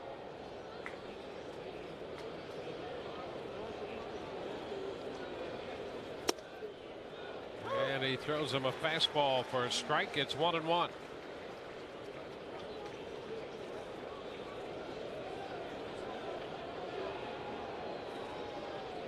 Top of the 4th of this game.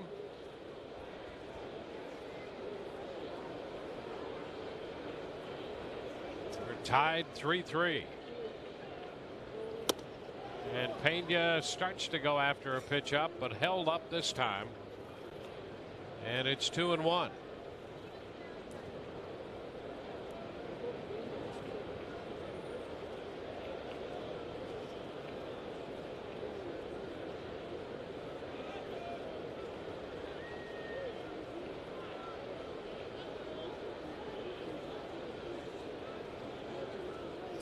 Oh, he fouls it back. He had a pretty good pitch right there, fastball.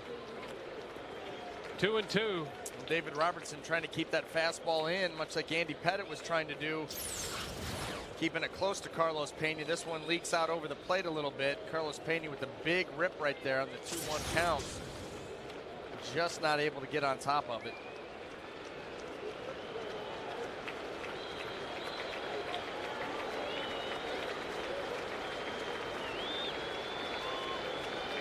So it's 2-2. And he pops this one foul. That's going to carry out a play, a fastball.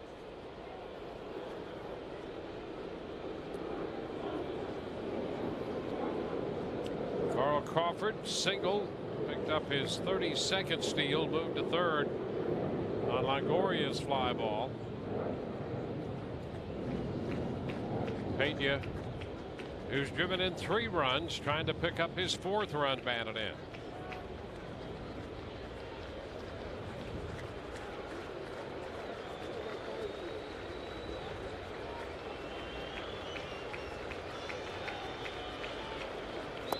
And there's ball 3. Pitch breaking down and in.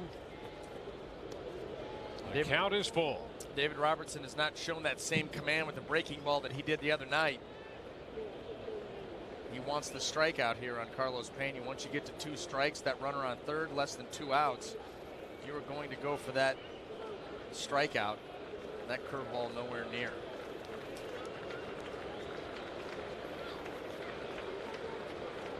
Three-2. Pena's out on strikes.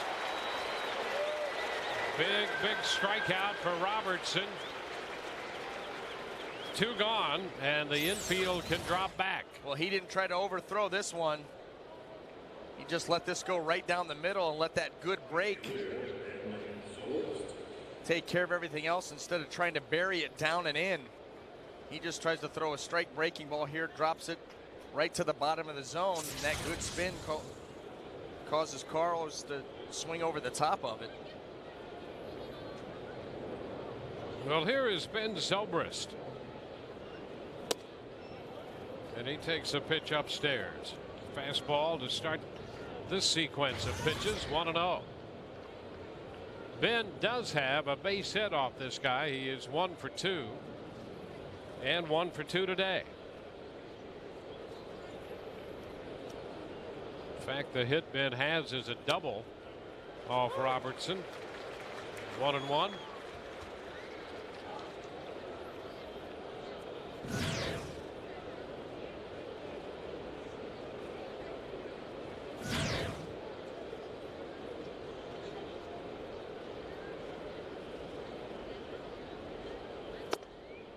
Upstairs, Robertson left the bases loaded in the 3rd inning when he took over for Pettit.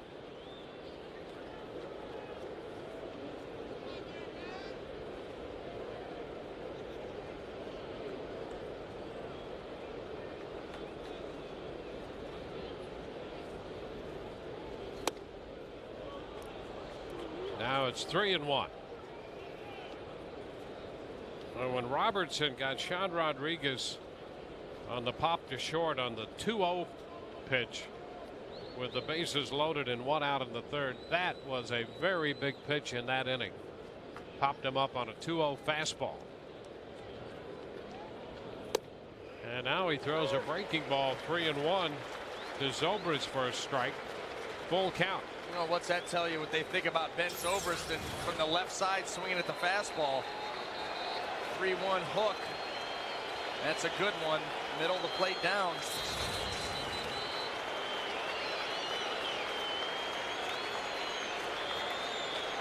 Now the 3-2 and a ground ball pulled to the right side. Cano with the throw, and that retires the side. The Rays leave. Crawford at 3rd. Still tied 4-4. He threw him another breaking ball. The 4th, it's tied 3-3. And our AT&T Mobility Trivia question in play. How many Yankees have thrown a perfect game? The answer to that, 3. Don Larson, David Wells, and David Cone. This is the anniversary of the perfecto thrown by David Cone. Don Larson had been here to throw out the first pitch that day. And that's the last pitch of the perfect game thrown by David Cone.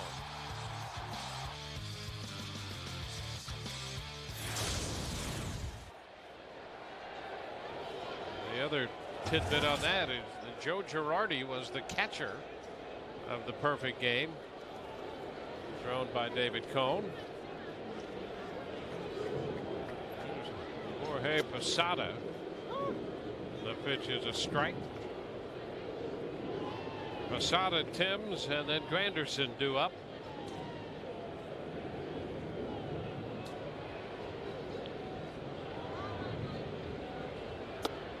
Price with a breaking pitch picks up strike 2. 2 off-speed pitches, yeah. First pitch changeup, a good curveball there. Drops it in.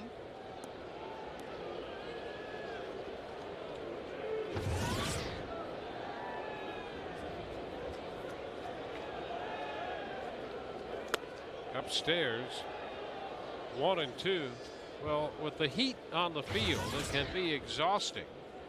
Talking with some of the fellows who played here yesterday, they were really taxed. There's a swing and a miss. Posada missed the breaking ball and is out on strikes, the first out of the 4th inning. Well, after he climbs the ladder with the fastball, gets him looking up, drops a curveball right off of it. You see that 14 inches on the downward action on that. You get Jorge Posada 2 different ways, out in front and over the top of him. That pitch can be a good curveball with that good depth. Can be devastating after a high fastball. You get the hitter's eyes looking high a little bit, then you drop a curveball right off of it. By the time they swing, it bottoms out and they miss it. 1-0 the count to Marcus Timms, the DH for New York. And there's a breaking ball thrown for a strike. We're seeing more of those here in the 4th inning from Price. With the adjustment being made by David Price here mid-game. More off speed early in the count. 1-2, a foul ball. Well, Tim's primarily used against left-handed pitching with his time in the big leagues, Tigers and the Yankees, and he had a great home run to at-bat ratio coming into this year, particularly the last 4 years when he had homered in every 14.5 at-bats. He doesn't get cheated, that's for sure. 2-2 the count. And he hits a fly ball toward the line and left. Kapler's on the move, is there and makes the catch. 2 gone. 2 up, 2 down. It's Chan-Ho Park up in the New York bullpen. Pettit left with what we think was a groin issue. And we're getting some information now. A strained left groin is what they're saying right now. Curtis Granderson, breaking ball to him is a little bit inside.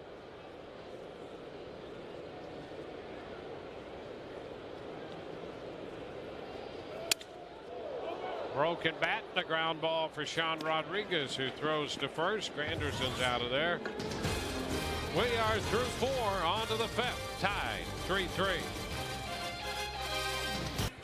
Steve Donahue from the Yankees training staff taking care of Marvin Hudson, the plate umpire.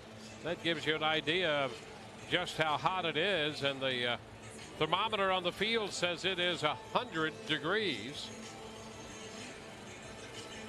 Andy Pettit and David Price, the starting pitchers in this game, and Pettit, as we take a look at our Land Rover recap, Pettit left after essentially 2 1/3 innings with a left groin strain. Well, you see the reaction right there on the trying to get that thing going, throws the pitch, and no doubt that he was going to leave that ball game. There's his line, 2 1/3. 6 hits, just 3 earned runs. That could have been a lot more. Rays had some opportunities there in the first 3 innings to really tack on, not able to get it done, find themselves tied. And Chan-Ho Park is the new pitcher for New York, making his 22nd appearance. His first pitch into Jason Bartlett is a strike. Robertson pitched an inning and 2/3, gave up a hit and a walk. Picked up a strikeout. Actually, that walk was charged to Pettit, so no walks. 1 strikeout and 1 hit in an inning and 2/3 for Robertson. 1-1 the count. 2-1. I'll tell you, Brian, every time we see David Robertson, he's pitching very well. Tough the other night against the Rays. He pitched out of a couple of tough spots in this game. So Robertson has given them a boost.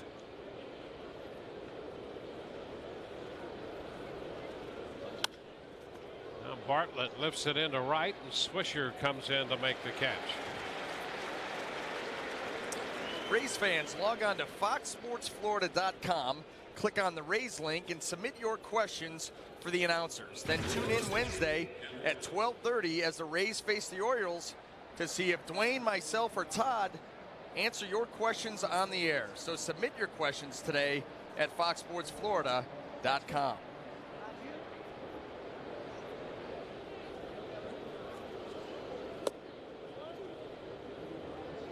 Pitch to Gabe Kapler is low. 1 ball, no strikes.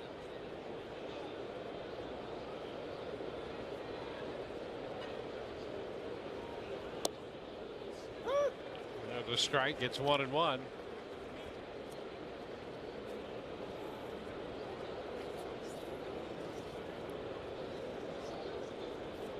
.3-7-0 for the Rays, 3-4-0 for New York. Kapler checks on a breaking ball. 2 balls and a strike. Chan-Ho Park in the game now.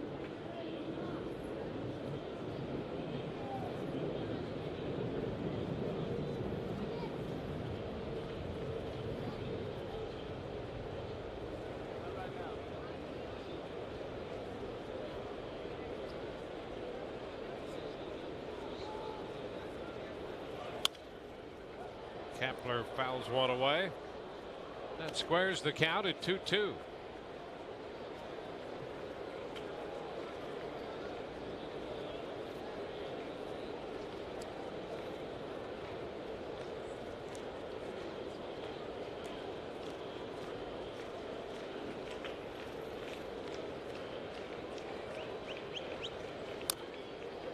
Kepler gets a little piece of it, stays alive up there with a 2-2 count.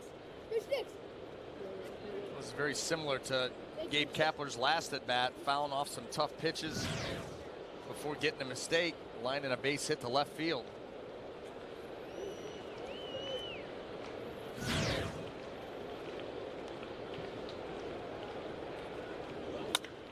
And the 2-2 lifted back toward left center field. Granderson has a lot of room. And he makes the catch. That'll be the second out. Base is empty. Time to look forward to the upcoming schedule. Brought to you by Just for Men Hair Color. Rays will be in Baltimore starting tomorrow night, Monday, Tuesday, and Wednesday afternoon, and then on to Cleveland as the road trip continues. As we look forward to the upcoming schedule, you can live forward with Just for Men Hair Color.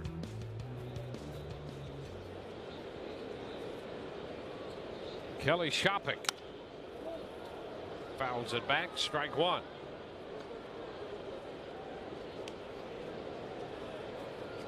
Park, the third New York pitcher of the game.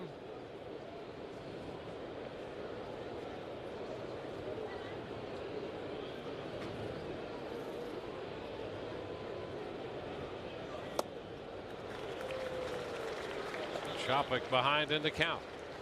Well, awkward swing there by Kelly Shopik on a good fastball down and away by Chan-Ho Park. We'll see the swing here. Kind of flat-footed.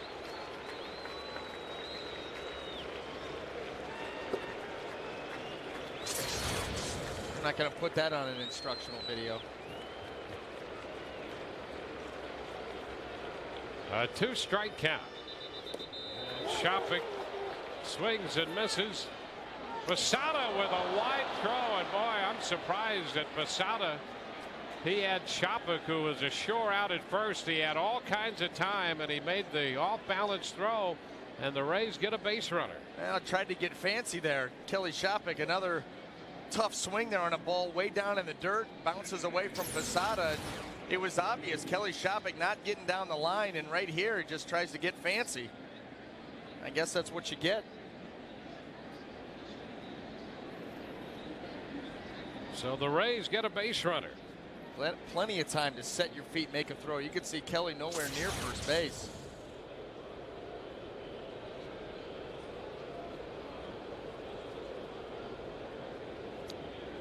Now Sean Rodriguez, the pitch is down. Want to know, although Shopik did look a little faster with one of the with his left pant leg lower on his stirrup socks there while he was going down the line. That increased the appearance of speed, but now it's back up. I got a feeling here if the Rays can put together 4 more base hits, they might score a run.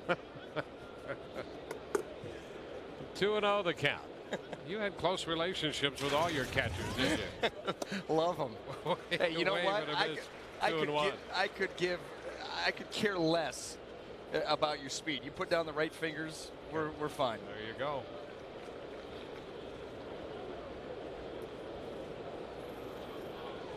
A 2-1 count. Well, let's see if the Rays can take advantage of this opportunity. Rodriguez takes strike 2. We've got a fastball there, and it's 2-2.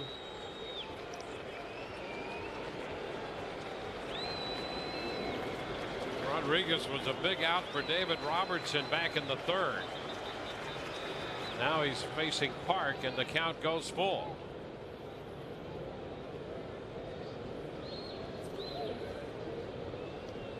Two outs. Shopik reaching on the strikeout and the ball that got away, and the bad throw by Posada. They gave Posada His third error of the year on that.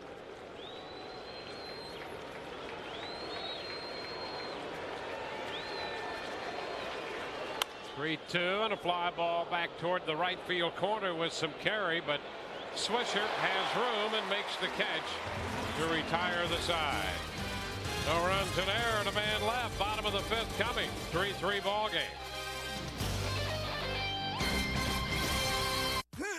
Tied at 3, heading to the bottom half of the fifth inning. Joe Madden looking on with his lineup card. He knows David Price at the All-Star break had a lot of pitches and a lot of innings pitched. And in the second half, we asked Joe how they may counter that, and here's his thoughts. If there's a chance to skip him, that may occur again against maybe to the dismay of some people, but we'll just look at that and see how it works. We looked at the number of pitches thrown. He's actually, I think, third on our team or fourth on our team. He signed Shields, Garza, and then I think he might pop in there at that point because Neiman's way to the bottom. Here's what Joe is talking about. This is updated through today's first 4 innings. You can see Shields leads in pitches, but David Price is now second ahead of Garza. All 3 of them are within a few innings, but Jeff Neiman, as he said, his pitch count total is in great order with 123 in the third innings. Difference, guys, obviously Shields has broken through that 200 inning barrier 3 times. Garza did it last year. David Price, his career high as a pro, 162 and 2/3 innings. So they will be careful with the innings in the second half with the young left-hander. Back to you, Dwayne. Yeah, and Price today has made 60 pitches through 4. There's a bunt attempt, and it's fouled by Gardner. Strike 1. That's going to be an interesting high wire act to see how Joe manages that, because on the one hand, you're right, you absolutely want to protect David Price and prize possession of this starting rotation, but at the same time, this is a team that's built to win right now. So finding that time in the middle of a pennant race to skip one of your best starters, maybe your best starter. Well, and with that in mind, the Rays were the only team that kept their rotation intact using the same 5 guys in the same order. The only team in the major league to do that, and I think only one of 3 teams that used just 5 pitchers in their rotation through the entire first half. They've shuffled that rotation a little bit to start the second half, as Madden mentioned, primarily because of rest. But they're still running the same 5 guys out there.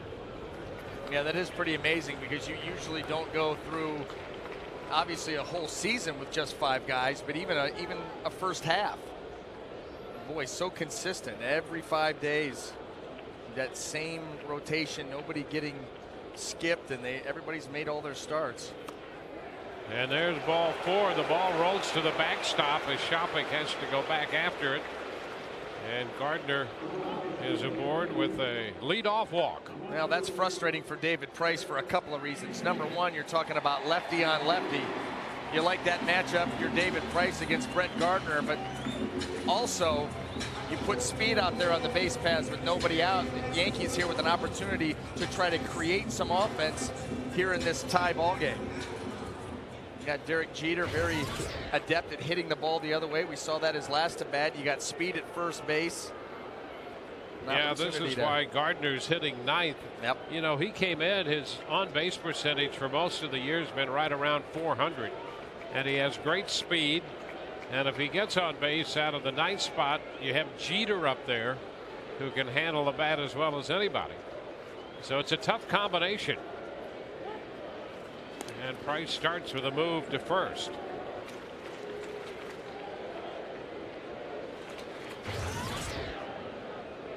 Gardner 4th in the American League with 25 stolen bases.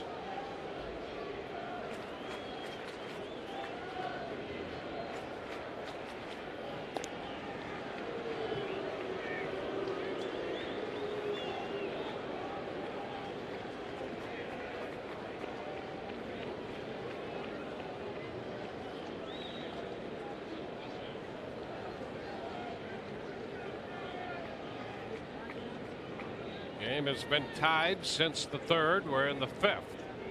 There goes Gardner. The pitch is a ball, and the throw one hops in. A stolen base for Gardner. Now he's in scoring position. The Yankees feel like they can take advantage of the David Price, Kelly Shoppach battery. See Gardner there with a good jump. Kelly Shoppach, everything he can do to just get the ball down to second base, and Gardner's in there easily. No wasted movement there by Gardner. Gets him well ahead of the throw.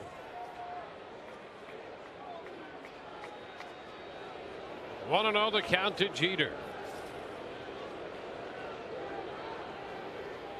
And he tries to push that ball and bunts it foul. Out of play, 1-1. Well, Sean Rodriguez playing deep at second base. Derek Jeter recognizing that, saying, you see how deep Sean Rodriguez is. If he can get that bunt down and push it past David Price, that will be a base hit. You can get it by the pitcher. Too far for Rodriguez to be able to come in and make a play on that.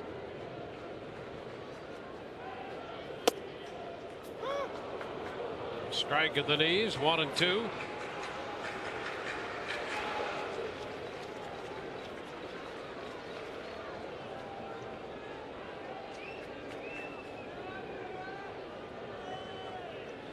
Jeter scored the tying run when he opened the third with a base hit and swiped second.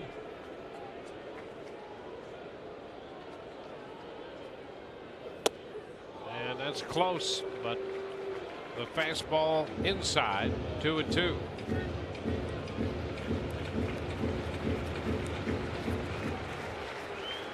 Nobody out with a runner in scoring position.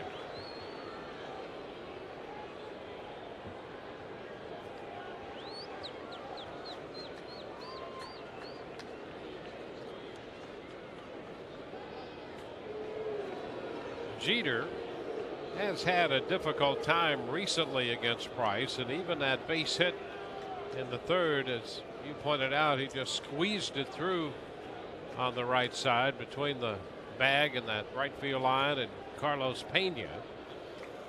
It's 2-2 right now, and he goes up that right side again and skips it out of play. The count is still 2-2. Now anything that's away from him or middle of the plate down of David Price, you figure that's the way we're here with 2 strikes and Derek Jeter's going to go. If he can put it in play, base hit, that'd be great for him. If he just grounds it over there, he at least moves Brett Gardner up. That's why you've seen David Price try to close him with that fastball in with the good velocity, trying to keep him from moving the runner up. And a ground ball headed through the middle. Upton with the pickup. The run's going to score.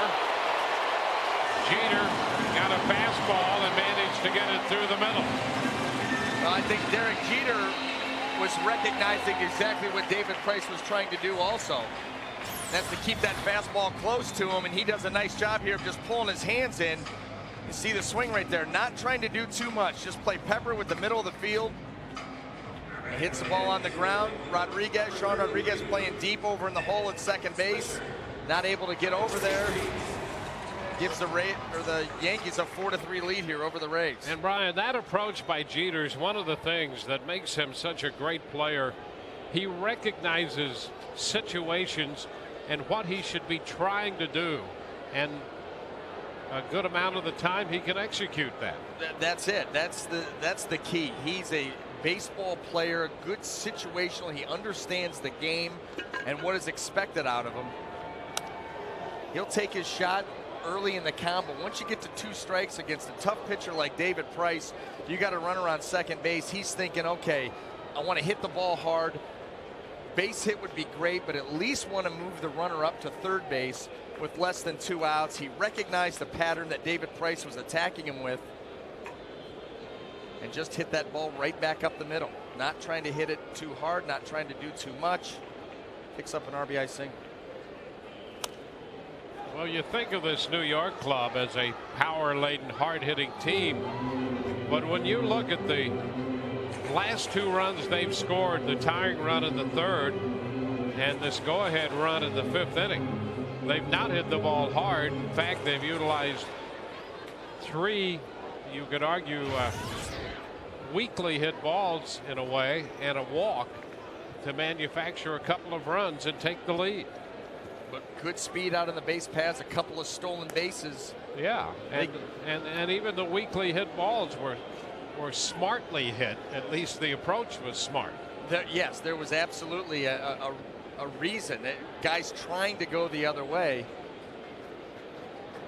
and getting it done. But that's why that 9-hole with Brett Gardner, then flipping over to Derek Jeter in the 1-hole, can be so dangerous with that speed on the base paths and the smart baseball that Derek Jeter will show you, as he did in that at bat. Now, once you get that going, now all of a sudden you got to start to deal with the middle of that Yankees lineup where all the pop is. So Jeter at first with his second hit of the day. 2 strikes the count to Swisher.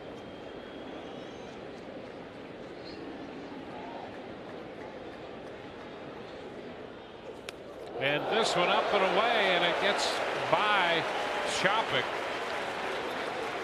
And Jeter moves to second base, and boy, that pitch was up and away, but Shopik had a lot of trouble corralling it. Well, you're talking about the velocity of David Price, and look how high this pitch is. Kelly Shopik hardly a chance on that, trying to throw the glove up there. Third wild pitch of the year charged to Price. Yeah, just not a lot of time to get the glove up there when it's 94, 95 miles an hour and it's that far out of the strike zone. You know, you anticipate breaking balls in the dirt. You don't anticipate fastballs that far up and away. And there's one breaking ball in the dirt, and a great stop by Shopik. So he's up and away and then down to his left on 2 consecutive pitches. Talking about wearing out your catcher.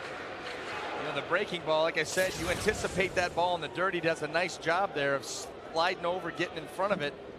But when you call a fastball and you want it in, you're not thinking of that pitch being thrown up and away as far as it was. A 2-2 count to Swisher.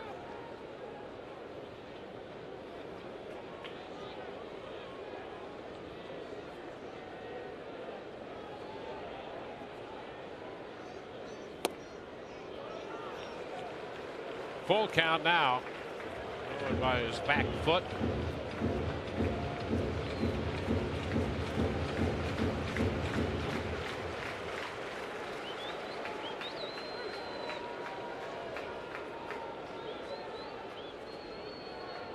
Well, the leadoff walk, and the Yankees have turned that into a go-ahead run. Now Jeter's at second, and a full count to Swisher.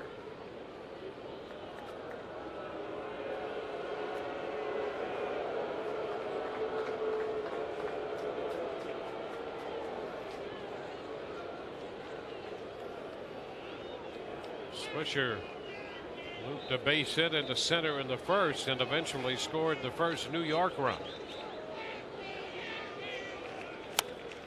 And he sends a fly ball into right. Zobrist is there. The tag by Jeter. He's headed to third and will make it. So the runner advances on the fly ball into right field. Another productive out here by the top of this Yankee order. Swisher getting the ball out there far enough into right field that Derek Jeter's able to move up. They get another runner from scoring position to even better position than that. Runner on third here with less than 2 outs. And the Rays, that will cause them to bring the infield in. Mark Teixeira pops one back into short right center field. Zobrist making the catch, tag, and Jeter decides to hang on at third. And a good throw by Zobrist from his spot in short right center field. Derek Jeter's going to bluff there and force the throw. This ball not hit that deep. Ben Zobrist got a good arm out there in right field. Comes over, sets up, gets rid of it relatively quickly, but good accuracy right there to Shopik. Jeter had no chance to score on that. That's what you want to do. You want to at least bluff that Alex Rodriguez takes the pitch high. That start off third base that Jeter did and force the throw, you don't know. I mean, maybe Ben Zobrist just uncorks one that gets to the backstop and you can score, but you want to at least force an aggressive throw by the outfielder there, see what happens. Right back into the screen. He fouls a fastball. That's fastball at 96. 80 pitches now. This is another 20-pitch inning. We've been flirting with that 20 mark per inning for a good part of the day, and a base hit. Fastball shot right back through the middle, and that scores Jeter. And now it's 5-3 New York. Rodriguez picking up his 72nd run batted in. Well, that's the first time looking at a monitor and seeing a ball hit that hard back up the middle that I flinched. That ball was rocketed.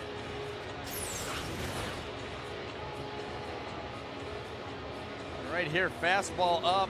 That ball gets shot back up the middle. Going in at 95, coming out about 105.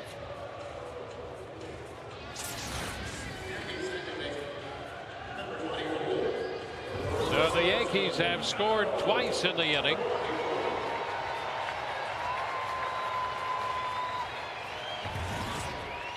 Now Robinson Cano.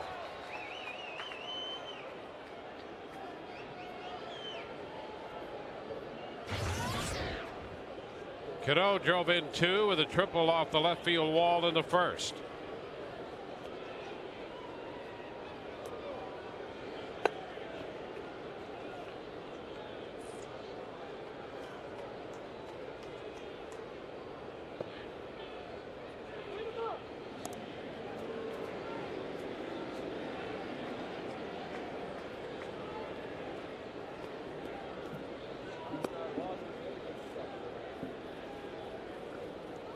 Yankees with 5 runs, 6 hits. The Rays have 3 runs, 7 hits.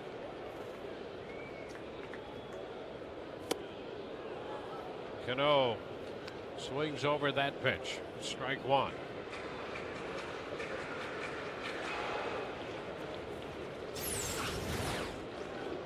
David Price starting Cano out with the sweeping curveball.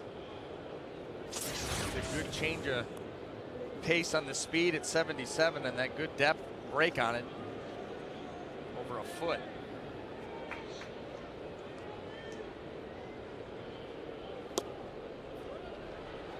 One and one.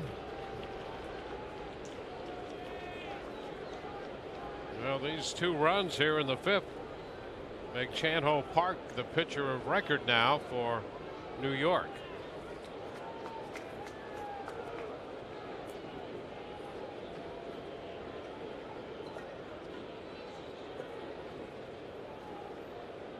A 1-1 count. A little close for the fastball. 2-1.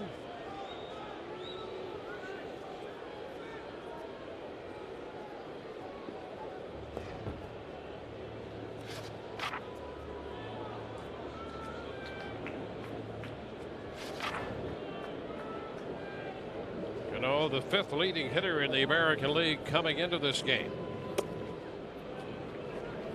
It's outside.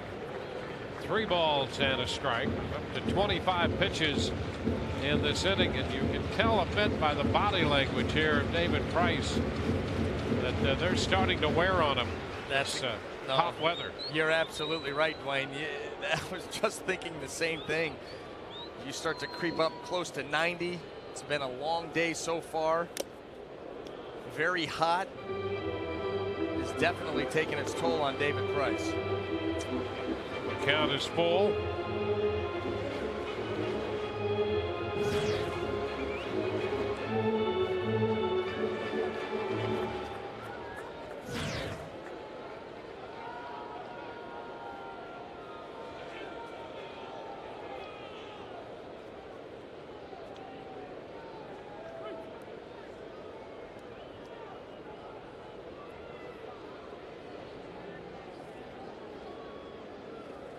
Three-two pitch is down and away. So Cano walks. Rodriguez moves to second. Now Jim Hickey trots to the mound with this hot weather and a long inning. And David Price will get a little breather here while Hickey talks it over. There's two reasons for this. You're trying to get everybody on the same page here. How to attack Jorge Posada, and at the same time, like you said, Dwayne, give David Price a blow. Bring the family out for Family Fun Day, presented by the St. Petersburg Times, Sunday, August the 1st, when the Rays host the Yankees. The first 10,000 kids, 14 and under, receive a Jeff Neiman growth chart presented by Grove Financial Federal Credit Union. Visit RaysBaseball.com for tickets. I don't think too many kids are going to be able to reach the top of that growth chart. However, it is a nice giveaway. Neiman and Jaso, yesterday's Rays battery for the better part of the day. They had to battle this hot weather yesterday, and Price out there in the middle of the diamond battling it, and the Yankee lineup today. Here's Posada, and a breaking ball to start him is in there for a strike.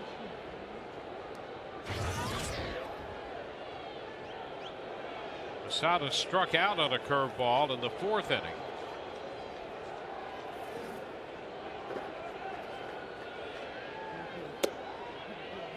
Pitch down and in a bit.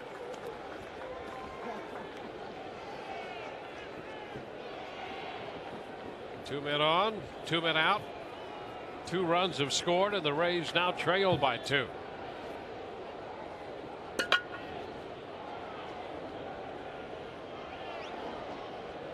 The pitch. Down and in. Curveball makes the count 2-1.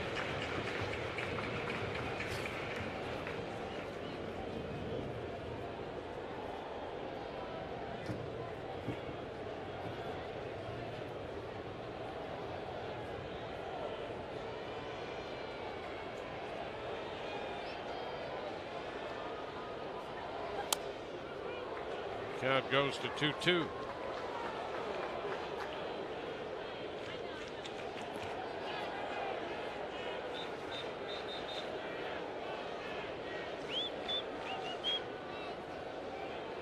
Two in the first for New York, 1 in the 3rd, 2 here in the 5th. The Rays put up 3 in the 1st. That's it in the scoring department so far.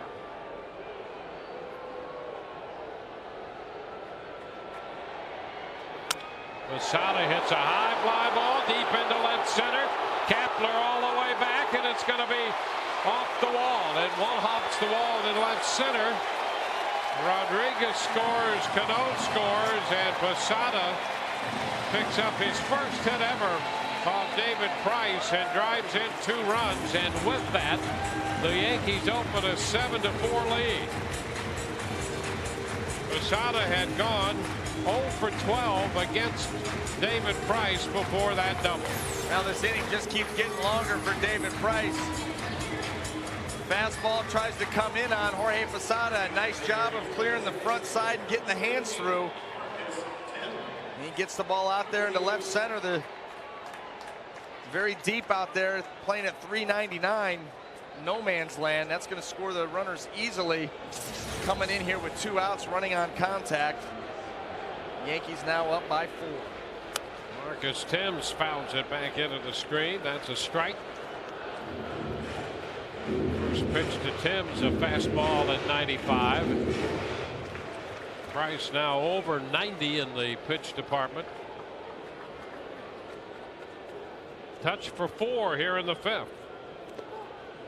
Oh, that'll get the Rays bullpen up and going. Andy Sonnenstein.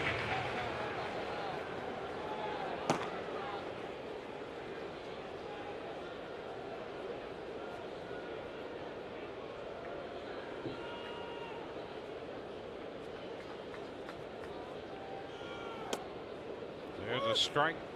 1 and 2.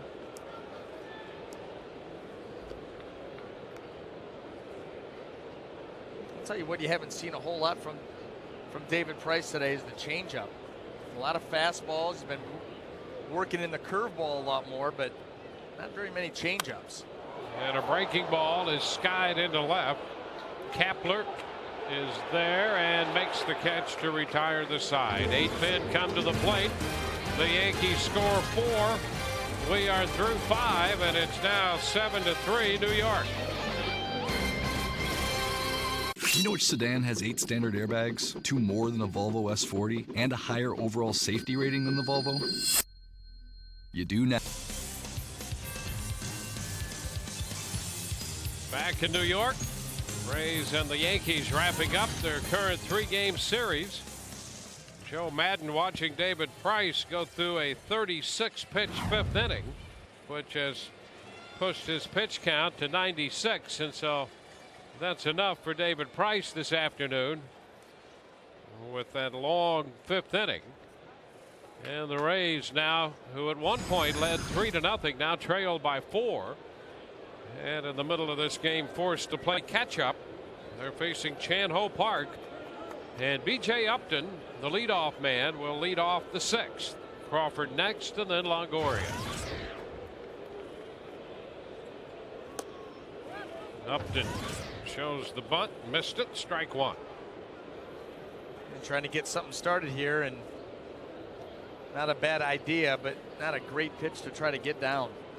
Ball darting down and under the bat, and BJ not able to pull it back.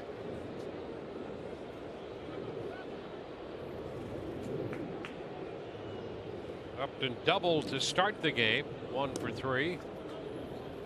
1-1.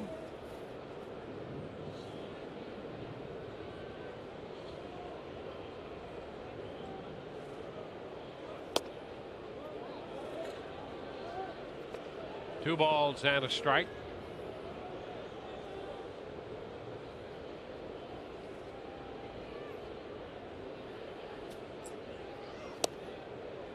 2-2.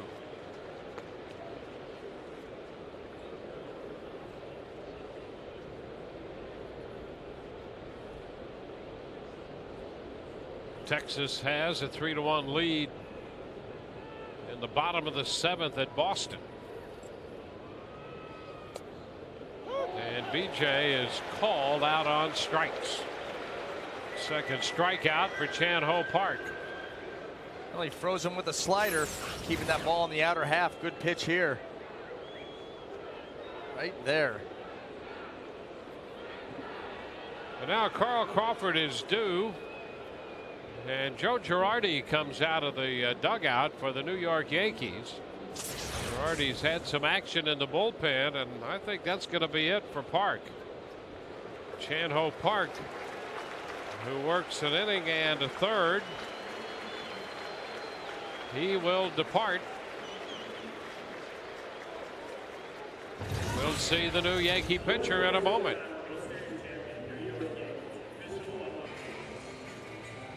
Joe Girardi has decided to make a pitching change here with his club leading 7-3, 1 out and nobody on in the 6th. Rays auction right around the corner again, and you can visit RaysBaseball.com to learn about the Rays Baseball Foundation broadcast fundraiser. You'll be able to bid on great items, secure tickets to the exclusive Madden Summer Social event, or simply donate to support the mission of youth and education in the Tampa Bay area.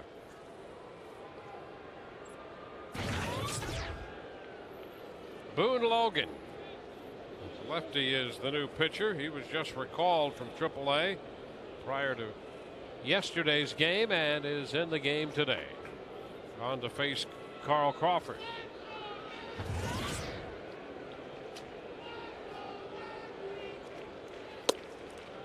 And his first pitch is a strike at the knees.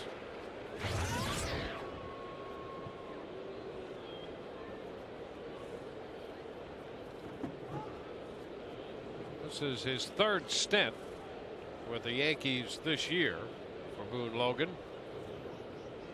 So he's been up and down between the minors and the parent club, New York. 1-1 to count.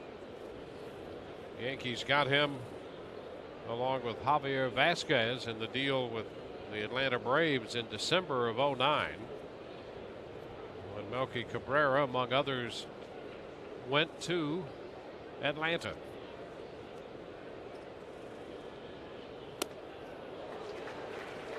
1-2 the count.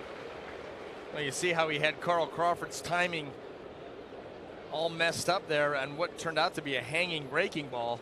You saw the first 2 pitches. You see the kind of arm that Boone Logan has, a couple of 96-mile-an-hour fastballs. You follow it up with a hanging breaking ball, and Crawford still trying to protect against the heater. Misses the hanger. And Crawford out on strikes. So Crawford strikes out against the lefty. Breaking pitch got him. Well, this was a better spot here if you're Boone Logan, keeping it down in the zone, breaking it down into the dirt.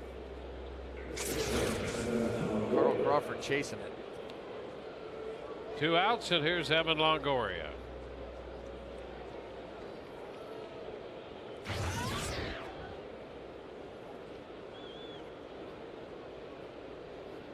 Evans been hit by a pitch and walked, at a fly ball to right center in the 4th inning that Granderson caught. 1 ball, no strikes.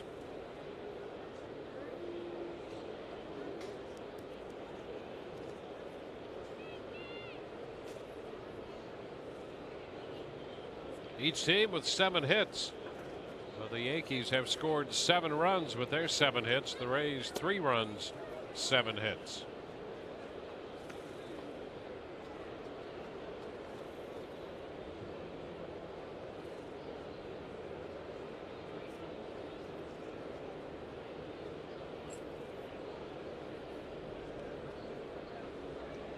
Longoria ahead in the count. Ground ball back through the middle and into center field. Evan has a base hit. 2 out single.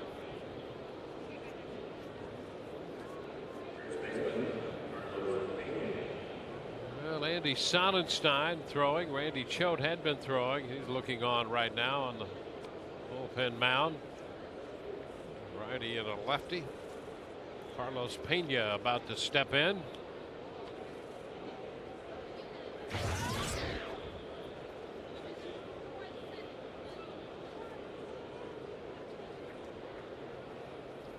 Carlos homered in the first. He is 1 for 3.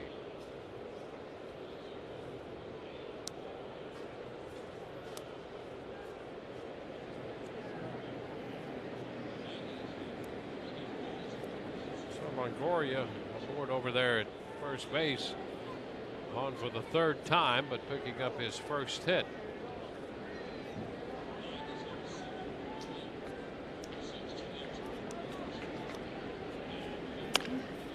Down to first off the bat of Pena. Teixeira steps on the bag, and the Rays are finished in the 6th. The hit and the man left, no runs, and so it's 7-3.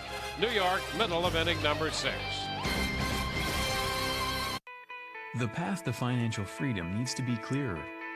You want to be confident in your choices every step of the way. At BB&T, we've spent more than 135 years sharing our knowledge, helping clients manage their day-to-day finances and reach their long-term financial goals. When you're better informed, you head in a brighter financial direction. Talk to us today and know how it feels to know more. Experience the BB&T difference. Open a new checking account and earn up to $100. This is unlike any car you've ever seen before. This is power with efficiency. This is an interior that exceeds even the promise of the exterior. This is the all-new Jaguar XJ, the stunning result of taking a very different road. Every 2011 Jaguar includes best-in-class Jaguar Platinum coverage with complimentary scheduled maintenance and no-cost replacement of wear and tear items. CC looks a bit rattled out there, and Dave Island is coming out for a visit. Dave, I think we should put organic garden in that bullpen. I think we should organize a group hug for all of New York. Mobile classrooms, that was your idea, wasn't it? How about a pizza party for all of Pittsburgh? Yeah, that's a great idea. Senior prom for senior citizens. I don't know about that one. Pepsi's spending millions to fund refreshing ideas. Vote for ideas you care about at refresheverything.com. See that girl in the stands? She got some great ideas. Awful.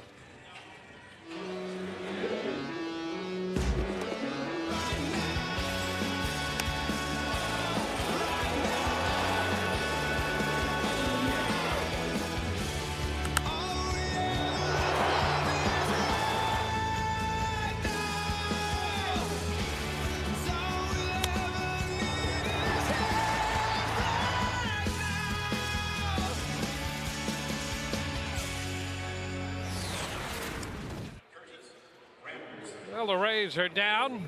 They at one point led 3-0. Now they trail 7-3. We go to the bottom of the 6th inning, and Randy Choate is the new pitcher for the Rays to face Curtis Granderson. David Price made 96 pitches, worked 5 innings, and gives way to the veteran lefty.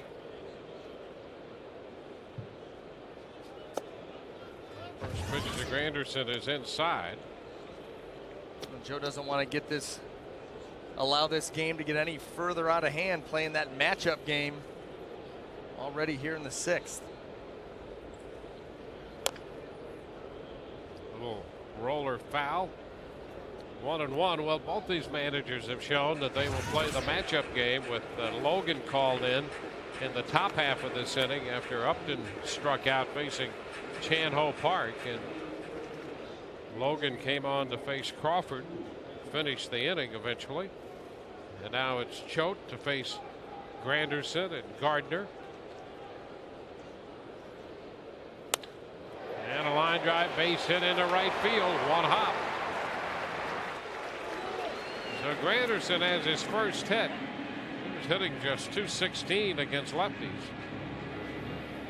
Brett Gardner will bat. Well, he got a pitch that was on the inner half there. Just pulled the hands through, hit a nice line drive out into right field.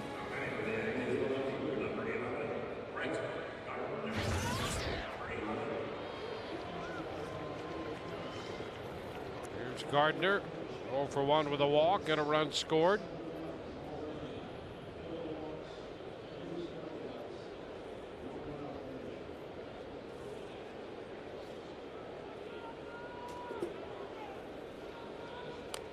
And the bunt attempt by Gardner, and that's foul.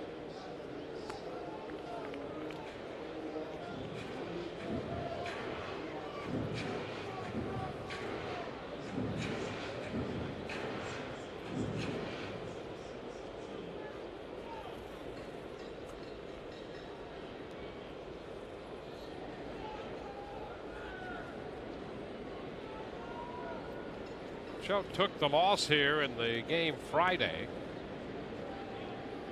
It was the 4th of 6 Rays pitchers. A bunt. Choate looks to second, decides to go to first, and they just get Gardner. Boy, that little hesitation almost cost Choate. And they just did get the speedy Gardner with Granderson safely in at second. Now he wanted to get the out at second base, Randy Choate. The bunt here comes right back to him.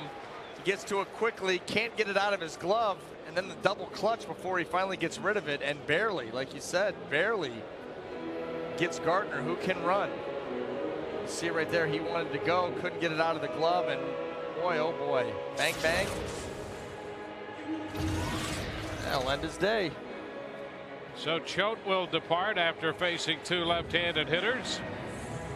Joe Madden goes to the bullpen. We'll be back in a moment.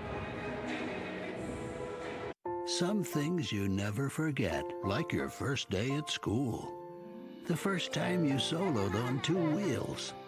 Your first love.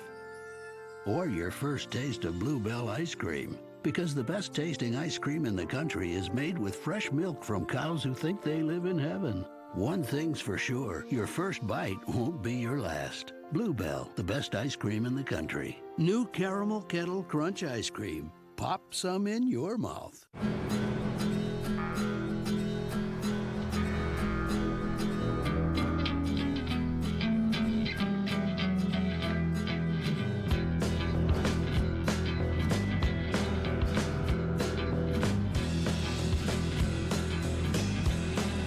The new 2010 Land Rover LR4.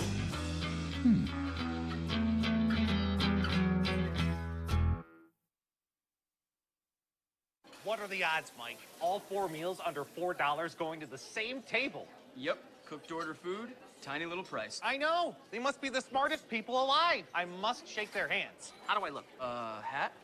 You're a hat. Okay, well, I can sit on one of their heads. They're giant, genius-sized heads. Hello, geniuses. Your favorite steak burger meals and even chicken fingers, all served with our thin and crispy fries. Well, I thought it would be a much tighter fit. Ooh, Mike, little help. Steak and Shake. Life needs flavor. 7-3 here in the bottom of the 6th inning in New York. And I don't know if you know this or not, fans, but you can follow Todd Callis all season at Sun Sports Rays on Twitter. Get behind the scenes Rays info directly from Todd. Sign up to follow us today at twitter.com go /Sun Sports Rays. That's twitter.com /Sun Sports Rays, and Todd will take you behind the scenes and keep you up to date. Ryan and I rely upon such tidbits of information from Todd all the time. His goal is to reach 1 million followers. You can help. He's closing quickly. Andy Sonnenstein, the third Rays pitcher.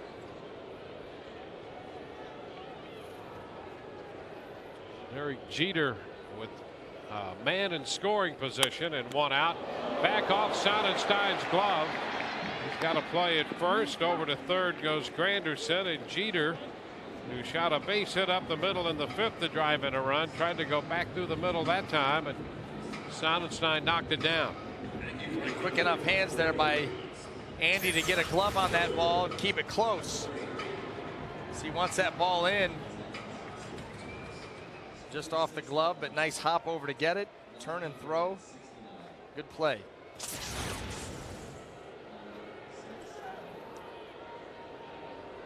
Nick Swisher with a runner at third and 2 away.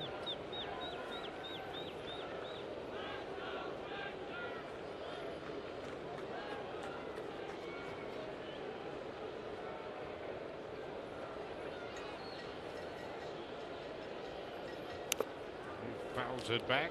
Strike 1.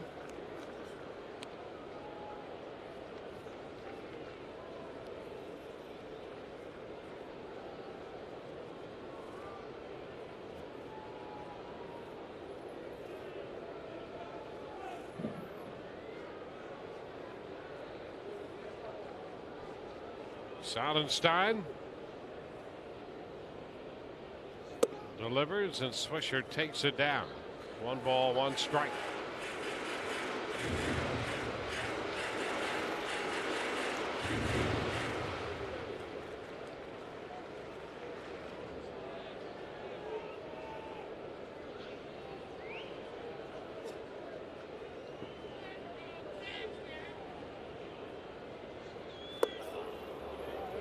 One and 2. Andy Sonnenstein dropping the slow curveball down and in on Nick Swisher. You see how far out in front.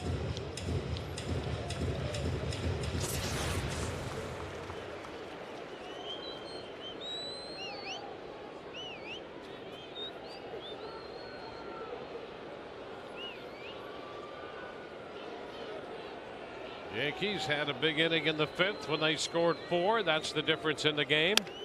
And a ground ball base hit into right. That will score another run. Granderson crosses the plate as Swisher picks up his 2nd hit, and now it's 8-3.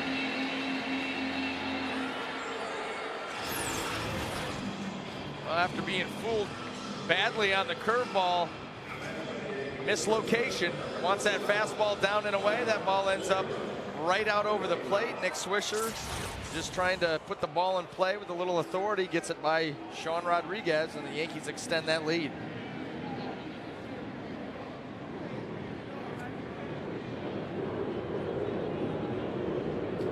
Mark Teixeira. Breaking ball comes in for a strike.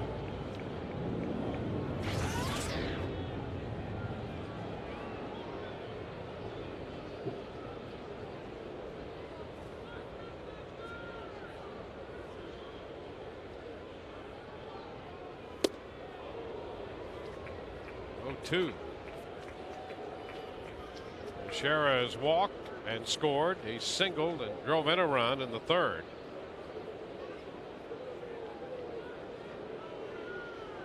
The Yankees have been very opportunistic today with men in scoring position.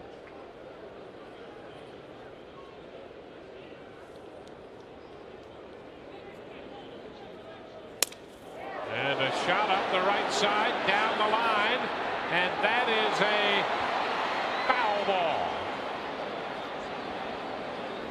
Teixeira making a bid for an 0-2 pitch home run right down the line. But that was just foul. And you know what? When that ball came off the bat, it sounded like he broke it. Yep, I think he did. He indeed did. That just goes to show you. We talked about the carry. You get an 0-2 pitch that cracks your bat, and you see the swing. It was right there.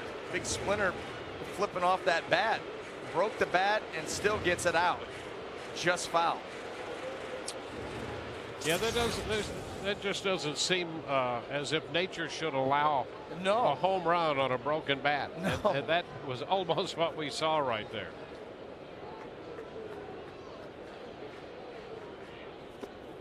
He misses this one and is out on strikes to retire the side. New York with a run. We're through 6, and now it's 8-3 New York.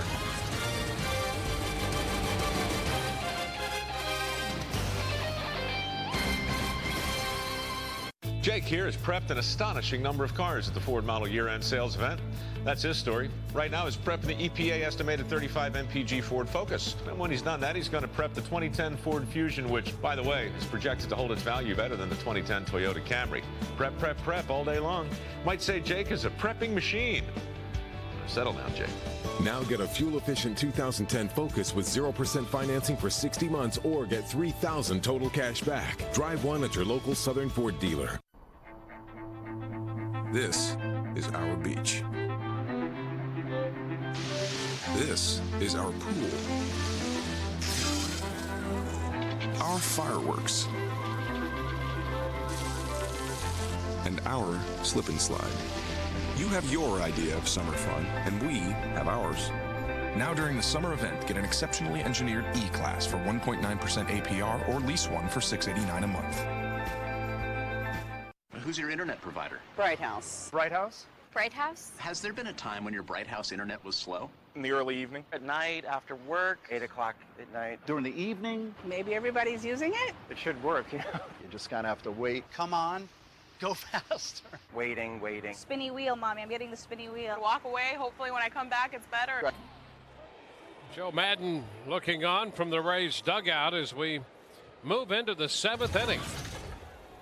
Rays are down 8-3, and Ben Zobrist will face the left-hander, Boone Logan. Zobrist singled in the first.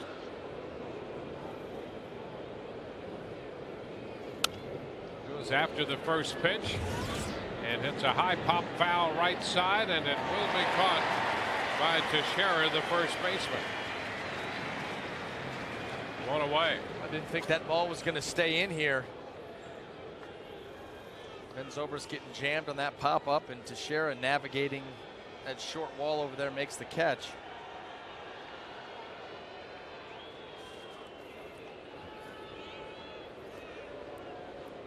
Well, Jason Bartlett will be the hitter now. Pettit, Robertson, Chanho Park, and Boone Logan. By the way, Pettit, who left with the left groin strain, has been taken to the hospital to undergo an MRI. And the Yankees not wasting any time trying to ascertain the severity of that injury. One strike. The count to Bartlett.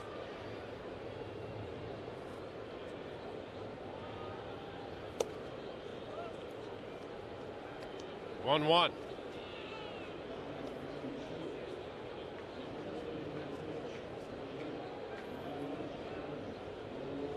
Seven runs charged to Price, 1 run to Choate, 3 runs charged to Pettit. So it's 8-3. 1 ball, 2 strikes. Logan used the changeup and had Bartlett out in front.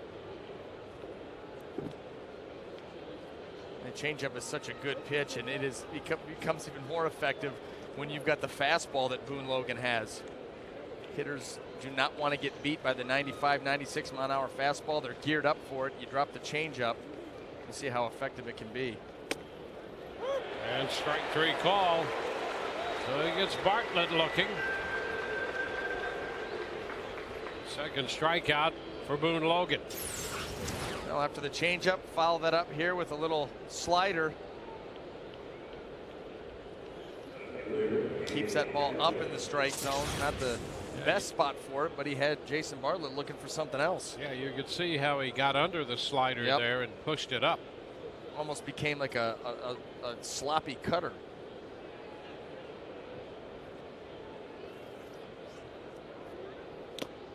And now this one hits Marvin Hudson.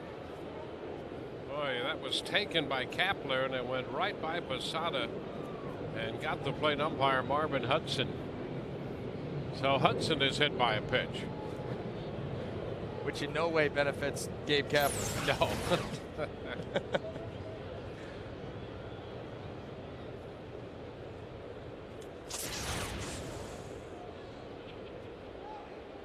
Hudson just shakes it off.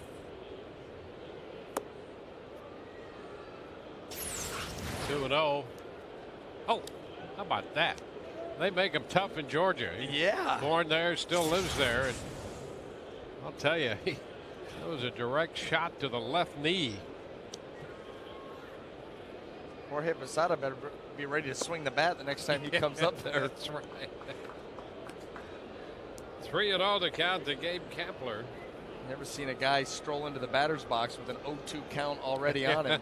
It's going to be Posada.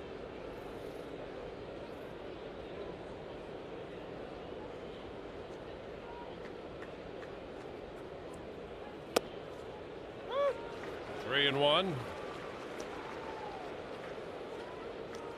Well, the Rays had a promising start, but the Yankees came right back with a couple in the first after the Rays put up 3 in their first. All 3 of those runs on a home run by Carlos Pena. And now the count is full. You can really give credit to the Yankees' clutch pitching. We talked about Pena's home run. He was the 4th hitter of the ball game. At that point, the Rays already had a 3-run lead. Well, we're into the 7th inning. They have not scored since. Ground ball foul.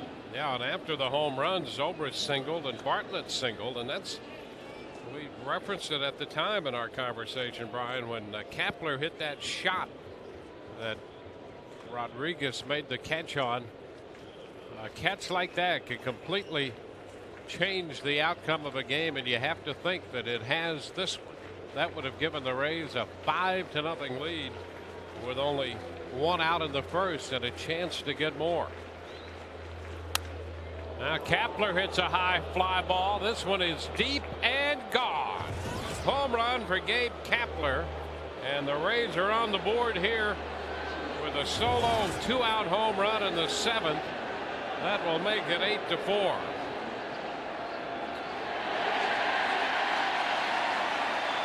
Gabe Kapler got a fastball that was up in the strike zone. Put a nice swing on it. Right there. Middle of the plate, up. Solid contact. He knows it's gone. Ball gets way out of here. Kapler's 2nd home run of the year.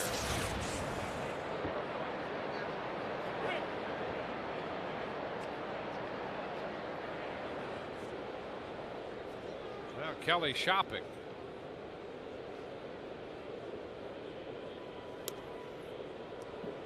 1 ball, no strikes.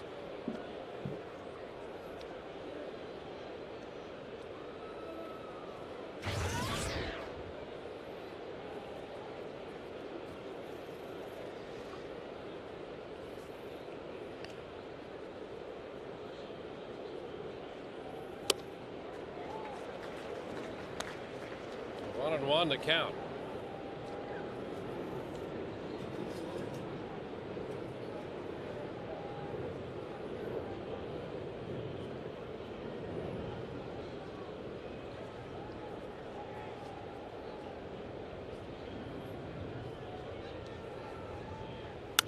Ground ball to third.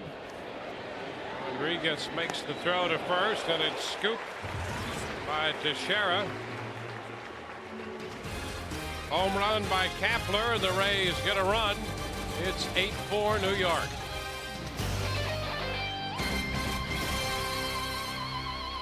At the all-new AutoWay.com, you get one thing most car dealers don't give you. Answers. Do you have fuel-efficient cars and trucks? AutoWay.com has identified thousands of fuel-efficient e-vehicles for you. Just look for the green leaf. Can I see the MPG of any car or truck? Absolutely. At AutoWay.com, you'll clearly see the MPG of every car and truck we sell. Questions? Answers. The all-new AutoWay.com. If you had a choice between going bald and a fuller head of hair, which would you choose? Advances in medical science have resulted in the world's first and only permanent solution to hair loss. You wash it, you cut it. It's your own real naturally growing hair. When it comes to hair restoration, no one in the world has more experience than Bosley. The results look completely natural and are affordable on nearly any budget. Bosley Hair Restoration is a relatively simple outpatient procedure, but the entire process can't be explained in 60 brief seconds. So to find out more about this clinically proven permanent hair loss solution, call the toll-free number below to receive your free no-obligation information kit. It'll answer all of your questions about hair loss and hair restoration. Every day you wait, you're losing more hair, so don't put it off any longer. The phone call is free. The information is free. You owe it to yourself to find out the facts. Choose hair. Choose Bosley. Call 1-800-551-6178. That's 1-800-551-6178.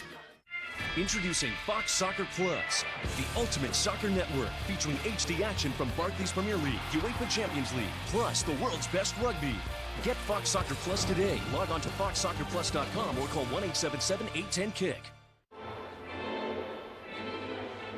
8-4, New York leads this game. The hits are even at 9 apiece in our Jaguar performance of the game.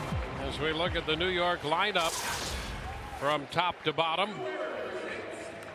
it has been a team effort by the Yankees as they've spread the offense around. Jeter scored a couple of runs. Swisher has scored one and driven in one. Jeter also with a run batted in. Teixeira with a run scored and a run batted in. Rodriguez has driven home a run. Cano has scored one and driven home two. Posada with a couple of runs batted in. Granderson has scored a run. Gardner has scored a run, and while Timms has been on base with a walk, he's 0 for 2, has yet to drive in a run or score a run, but everybody else has gotten involved in that regard one way or another.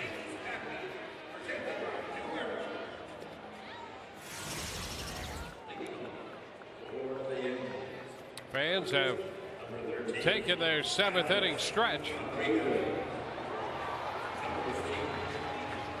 Andy Sonnenstein came on, got 2 outs, gave up a base hit in the 6th.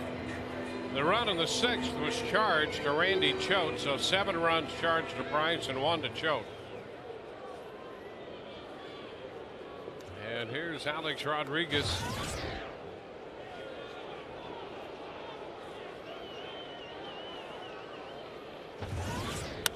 Rodriguez hits a high shot back into deep left center field, and that one is gone off the back wall of the Rays bullpen. Rodriguez connects on the first pitch, and it's 9-4. Well, Alex Rodriguez got a pitch out over the plate. That was a meatball. See it right here.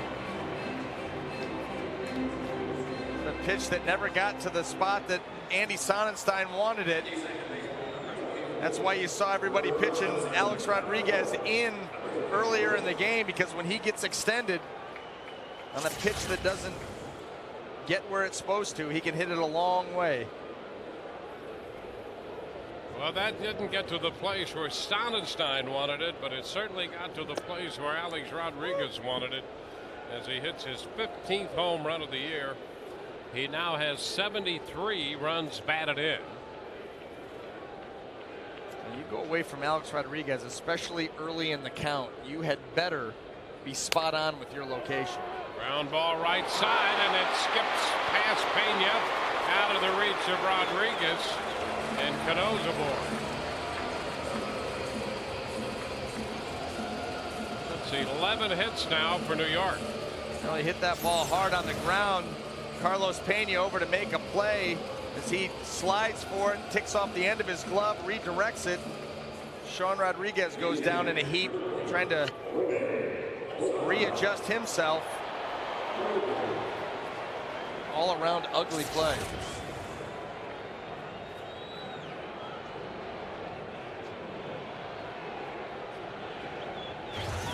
Matches the day so far. It has not been a picturesque performance by any means. And here's Posada.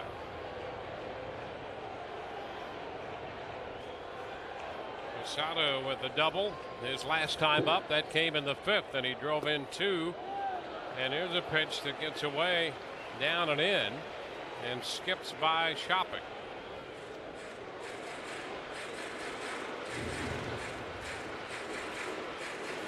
Wild pitch charged to Sonnenstein. The Yankees have another man in scoring position with nobody out here in the 7th inning.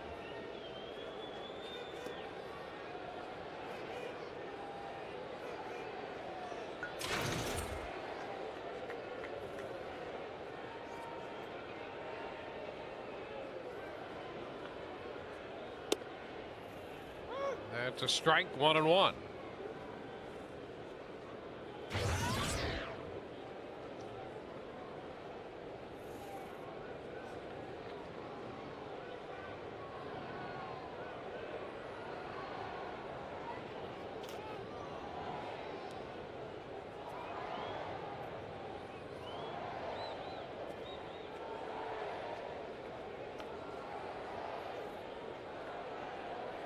Posada, 33 runs batted in and 11 home runs. 2 balls and a strike. Well, it's disappointing in this series to this point for the Rays. Yesterday, a very good day for the Rays. The first night in here, they had a lead and the Yankees pulled it out and came away with a 1-run victory, and the Rays jumped to a lead today only to see it evaporate. That goes to 2-2 here on Posada. Sonnenstein sticking with the off speed on Posada.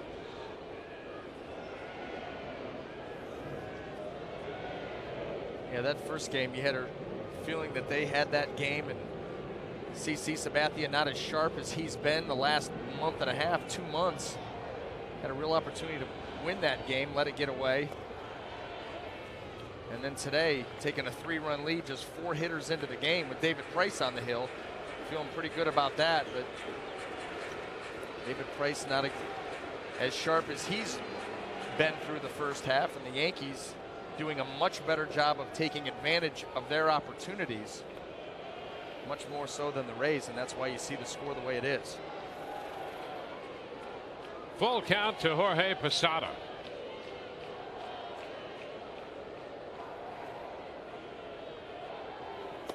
And he's out on strikes.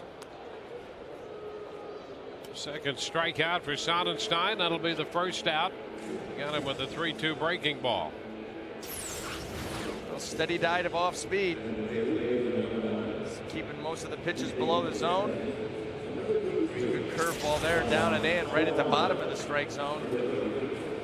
Getting the swing and a miss there by Posada for the first out.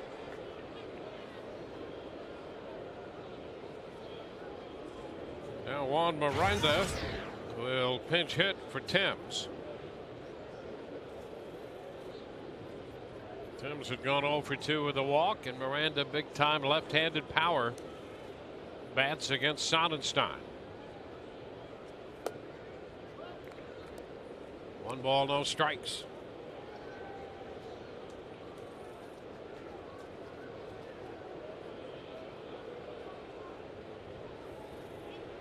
Price, Choate, and Sonnenstein for the Rays. Pettit, Robertson, Park, and Logan for New York.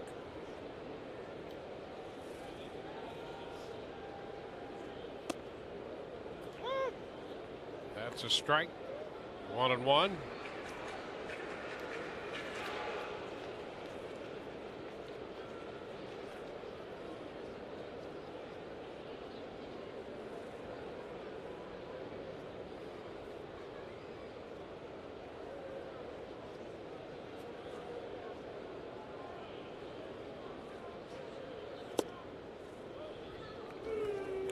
Two and one.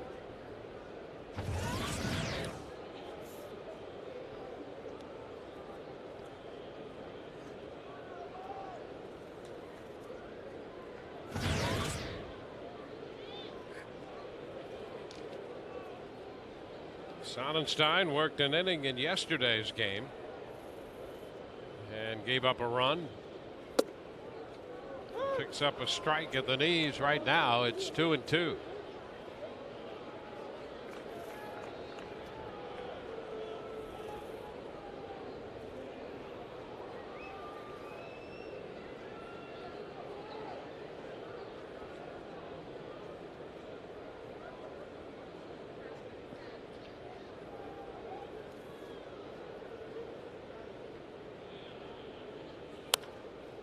Foul ball off the front of the dugout, so it's still 2-2. Rodriguez homered. Cano followed with a base hit. It was wild pitched up to second base. Posada struck out. Now the count 2-2 to Miranda.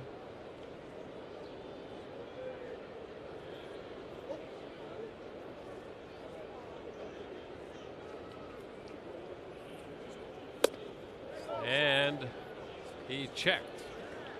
So it goes to 3-2.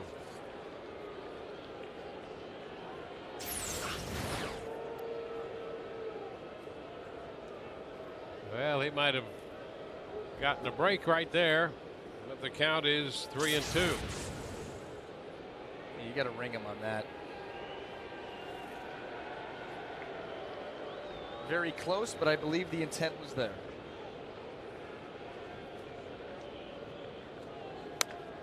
He hits it a long way, but well fouled. So we'll see another 3-2 pitch. Well, that ball hung up there, and Juan Miranda almost came out of his uniform on that swing. Well, the Rays started the day again 20 games over 500. They've been back and forth between 19 and 20 the past few games. 20 games over their high water mark of the year.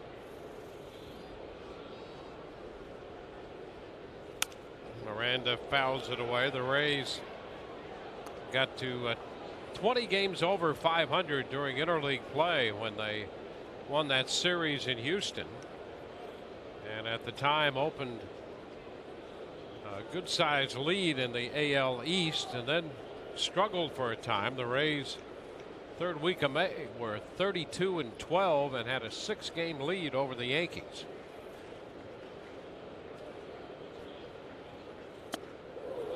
And that pitch inside. So Miranda draws the walk. First and second with one out for Curtis Granderson. Since the Rays hit that mark, they held that lead over the Yankees, they struggled a bit in June, but have come back in July and have played well. 11-14 in June, and coming into this game 10-3 in July. And this is an important road trip for him. 9 games in 10 days. There's a strike to Curtis Granderson. They divided the first 2 games here in New York.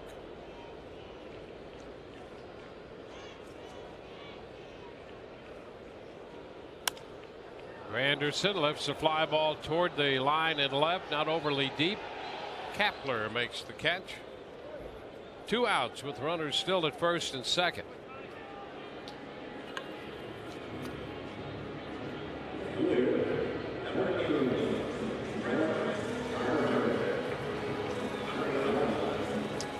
Now Sonnenstein will face the number 9 hitter, Brett Gardner. Gardner walked to open the 5th inning. With the score tied at the time 3-3, that was a big leadoff walk. He stole second, scored on the base hit by Jeter, and the Yankees have continued to build their lead since then. Up and in, a ball and no strikes.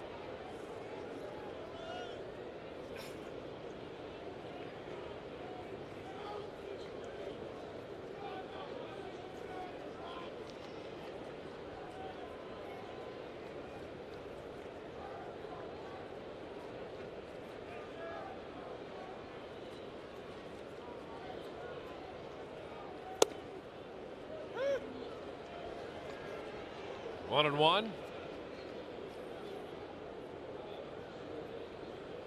This road trip will take the Rays into Baltimore next and eventually into Cleveland.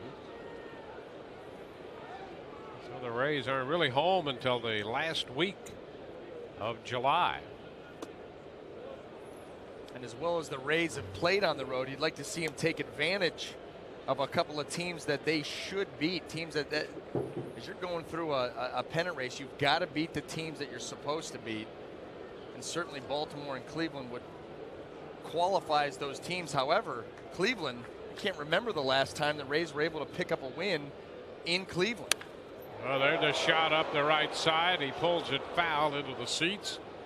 The count is 2-2, and the Rays have just lost some heartbreaking games through the years in Cleveland as well. So they'll be in Baltimore starting tomorrow night. Wade Davis and Chris Tillman will open that series. Two very good young arms. We'll be with you tomorrow night at 7 o'clock on Sun Sports. A 3-game series there. And then on to Cleveland for 3. The Rays will be home on Monday night, the 26th of July against Detroit. And then the Yankees come calling. There's a strike call. Gardner out on strikes to retire the side. We're through 7. Yankees lead 9-4.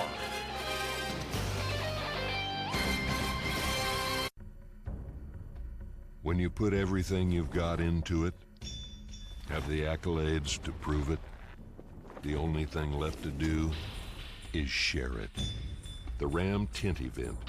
Drive one without a payment for 60 days. And if it doesn't do everything you ask it to do, bring it back.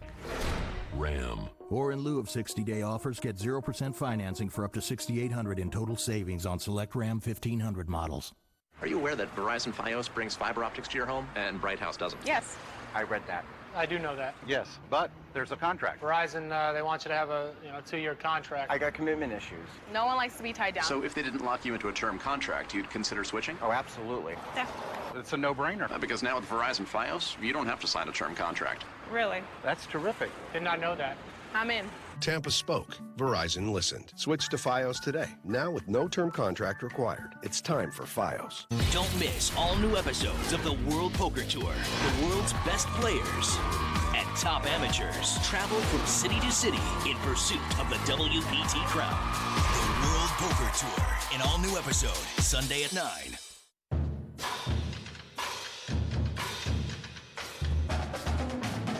Of the Yankees as the Rays come to bat here in the 8th inning. Want to remind you about our Rays broadcast auction. It's the Rays Baseball Foundation broadcast fundraiser coming up on July 28th. Little twist this time. Normally you just have the chance to bid on it the day of the event, but now you can log on to RaysBaseball.com and go ahead and bid right now for a trip for 2 to Toronto, a baseball clinic courtesy of Ben Zobrist down in Port Charlotte, a Ray for the Day package. Joe Madden will have a summer social to be held at the Whitney Bank Club. That's only to the first 200 fans, and that'll be on August 15th. And also a Rays Broadcasters package, which includes a meet and greet with the broadcasters and a chance afterwards to help out Rich Herrera with the postgame show. All that coming up on the Rays Baseball Foundation broadcast fundraiser all the way through until July 28th. Guys, back to you. All right, Todd, thank you very much. Boy, that's quite an array of events and items on that broadcast auction. We're looking forward to that, especially the meet and greet. Well, we go to the 8th. John Jaso is going to lead it off here, hitting in the place of Sean Rodriguez. A ball, no strikes. Jabba Chamberlain on for the 40th time for New York.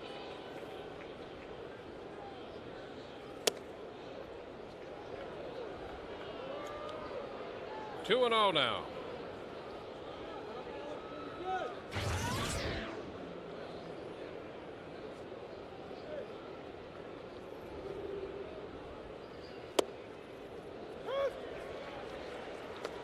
Two and one.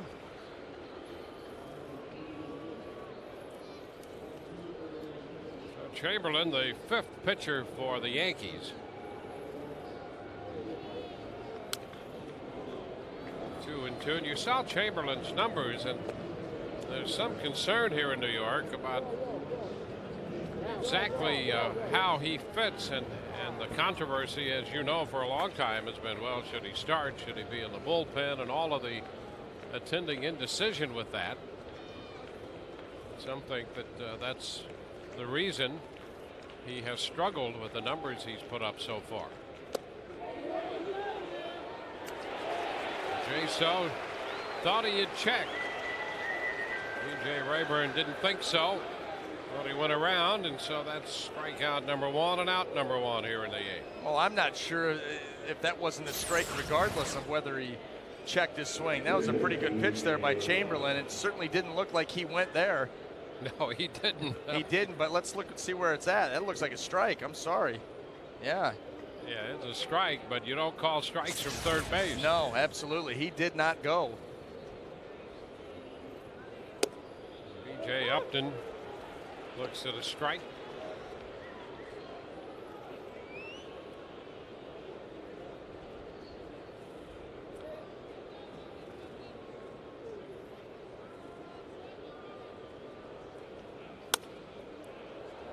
Foul out of play, and the count is 0-2 to Upton. B.J. with a couple strikeouts in this game. 1 for 4 on the day.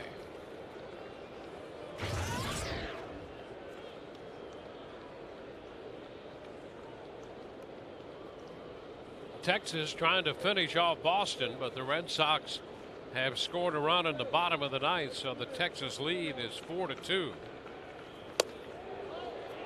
And Upton takes a pitch that Chamberlain wanted. It's a ball, and it's 1-2. He started that walk off the mound anticipating the called third strike by Marvin Hudson. Didn't get it. Hudson kind of jumped out of that stance like he was ready to call it too. And that's down and away. 2-2. Well, you could see with Chamberlain, it's not a question of the stuff. 90-mile-an-hour slider right there. The fastball in the upper 90s.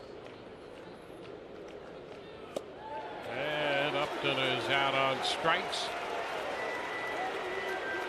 So the slider gets Upton. 2 outs, 2 strikeouts. Well, this pitch only on the plate for a short period of time, but that tight slider takes it off the plate, gets BJ to chase.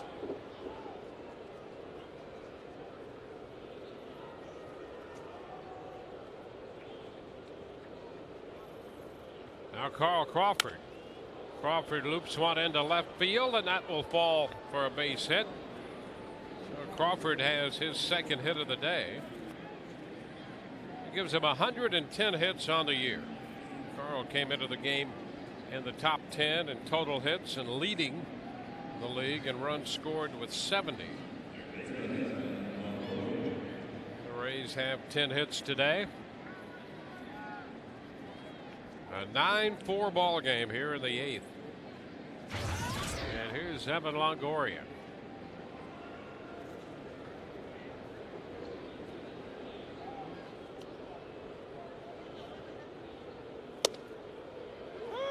Evan takes a strike.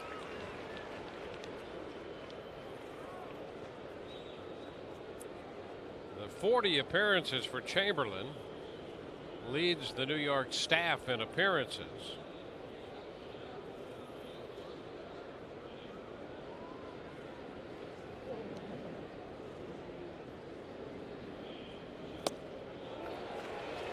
Evan is down in the count, 0-2. It's a curveball right there. We've seen the fastball and the slider, and now a curveball.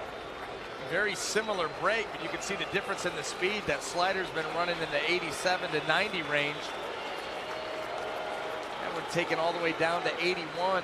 That late sharp break. It's a tough pitch to have to handle. Pitch down and away as Crawford moves into second base off with that 0-2 pitch.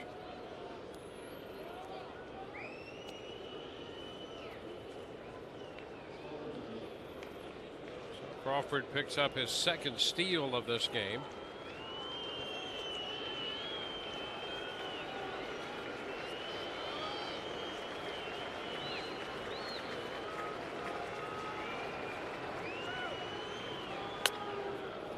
A fly ball lifted toward right center.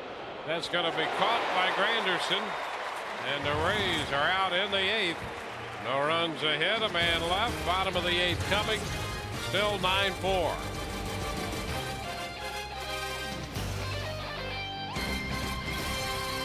Vanessa's normally a very decisive woman, but here at the Ford Model Year-End Sales event, she finds herself a bit on the fence. She just can't make up her mind between the Ford Edge and the Ford Escape. Both offer great fuel economy, voice-activated sync technology. Both guarantee Vanessa a great deal. The truth is, Vanessa really can't go wrong if she can make up her mind. Now drive a sporty 2010 Edge with 0% financing for 60 months or get $3,500 total cash back. Drive one at your local Southern Ford dealer. I spent 4 years total in the Marine Corps. 2 of those years were involved in the Middle East. I had a strong level of desire to become involved in the golf industry. I just did not know how to get there. As a veteran, I knew that it was a perfect fit for me. I've gotten so much out of the school. One thing in particular is the science behind the golf swing. I've learned so much about just the overall art of the swing. The best thing about the Golf Academy of America was all the opportunity for jobs within the industry. I'm graduating very soon. I have a job that's waiting for me. Life couldn't get any better. A woman is diagnosed with breast cancer every 3 minutes. The Breast Cancer Research Foundation improves prevention and treatment by funding the top researchers around the world. Fox Sports asked you to join our team and text CURE to 27722. A one-time $10 donation will be added to your phone bill. Messaging and data rates may apply. Support the Breast Cancer Research Foundation today to save lives tomorrow.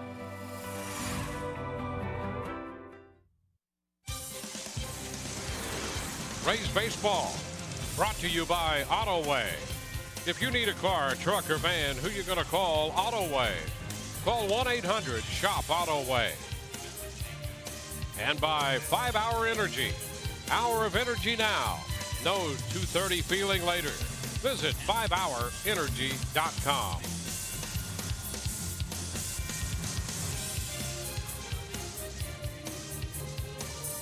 Back at Yankee Stadium, where New York has built a 9-4 lead. Andy Sonnenstein, the third Rays pitcher. Price, Choate, and Sonnenstein. Andy's given up a run. John Jaso behind the plate after he hit in the top of the 8th. And Reed Brignac is now at second base.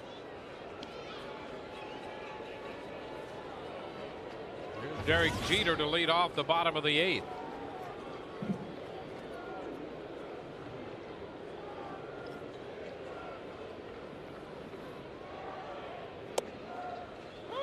Pitch is a strike.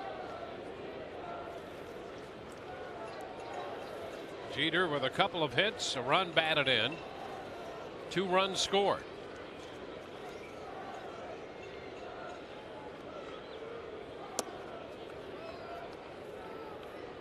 One and one.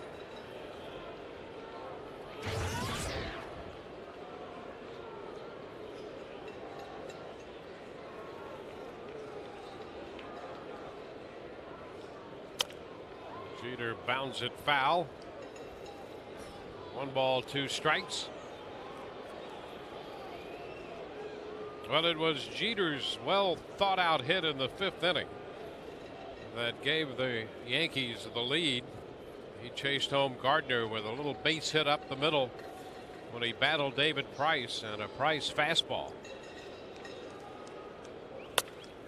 Ground ball right side. Brignac makes the pickup and the throw to first. And that takes care of Jeter. And we'll take a look at today's Miller Lite Taste Greatness moment. And it was Friday night's walk-off hit for Swisher for New York. And into the game 5-4. Swisher is going to bat here in the 8th. It was a good highlight for Swisher, not so good for the Rays. I was going to say, when today's greatness moment was a Yankee walk-off hit from 2 nights ago, that tells you all you need to know how today's going. And Swisher misses an off-speed pitch out in front of the slow breaking ball. Strike 1. Jeter has a run batted in. So does Swisher. Teixeira has one. Middle of the order, Rodriguez, Cano, and Posada each with 2 runs batted in. 1-1 the count.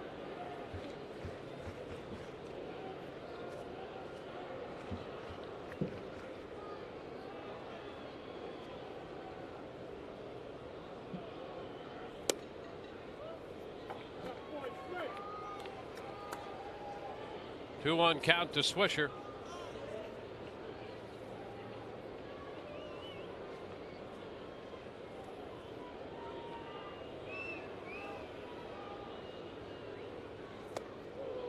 Takes a big cut and misses. 2-2.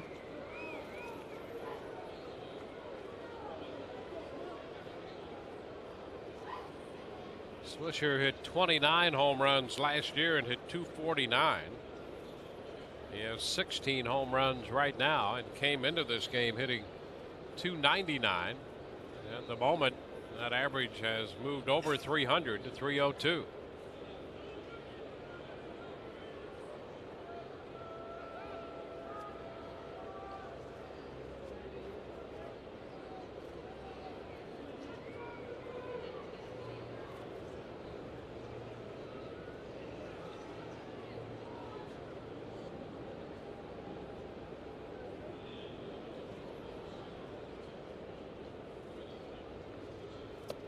And a big cut and a miss right there. He was thinking one more long one and is out on strikes. 2 gone. Whole question today brought to you by Autoway. Autoway, if you need a car, truck, or van, who are you going to call? Autoway. Call 1-800-SHOP Autoway. Who has the best pickoff move in the American League? Andy Pettit, Mark Burley, or Dallas Braden? Text your vote to 789-789. Pitch to Teixeira is low, and that poll question pertinent to today's game for 2 1/3 innings. After which Andy Pettit left with the left groin strain.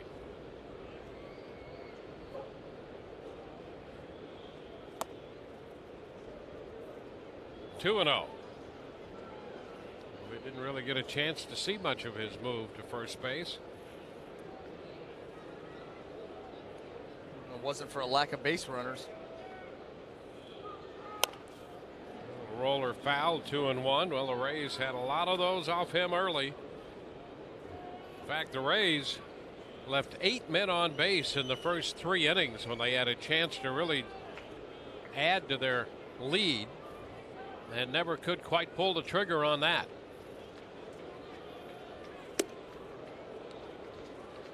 Teixeira misses and the count goes to 2-2. Andy Sonnenstein getting that fastball up above the bat of Mark Teixeira. If you're going to go in that range, you'd like to have that extra velocity or have it right in the right spot. That pitch is in a good spot. And Teixeira's out on strikes. 1, 2, 3 go the Yankees. We head into the 9th. 9-4 New York. Now this is. Well, Carlos Pena will lead it off here in the 9th inning for the Rays. They need 5 to keep this thing going. And our checkers double of the last couple games. A home run from Pena in the 8th inning of the game here yesterday, won by the Rays 10-5, and a home run in the first inning of this one. That's number 20 for Carlos. The Rays down 9-4 in this contest. Well, that was your one highlight of the day. You felt good at that point. A 3-run homer by Carlos Pena in the first inning. It's been all downhill since then. Yeah, it's been a disappointment for Joe Madden and the Rays enclave over at Roberto's here in the Bronx, Little Italy, where they are putting together sort of a little secret Rays fan club. Started by dinner last night when Madden was over there. 1-0 the count. Well, a game like today will limit your membership. They're going to go back underground. Yeah, it makes it dangerous. 1-0 the count.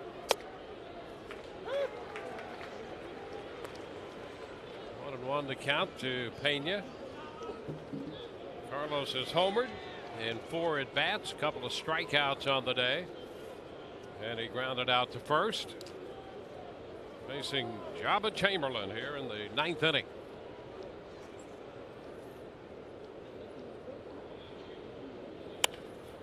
And a liner into right field. That's going to be in there, and we'll skip past Swisher. Pena's digging for 2, and the throw is not in time.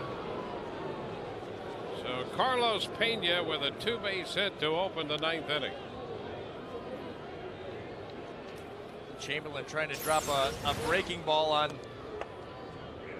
Carlos on the outer half. Catches a little bit too much of the plate. Pena gets it by Swisher, but the bounce right back there to Nick allows him to make a throw in there, making that play close to second base. But Carlos is in there, his 12th double. Lead off the 9th. There's Ben Zobrist. And takes a high fastball. 1 ball, no strikes.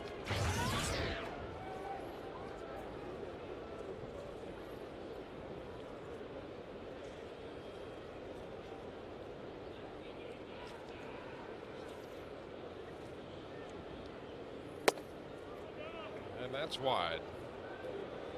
2 balls, no strikes.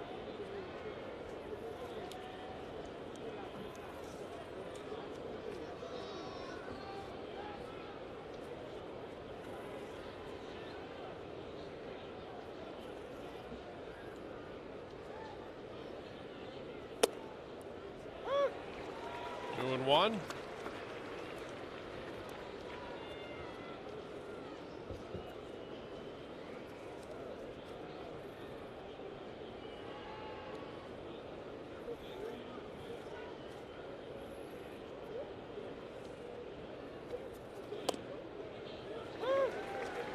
Count is square. Ben singled back in the first. He is 1 for 4. Zobrist hitting .283 for the year.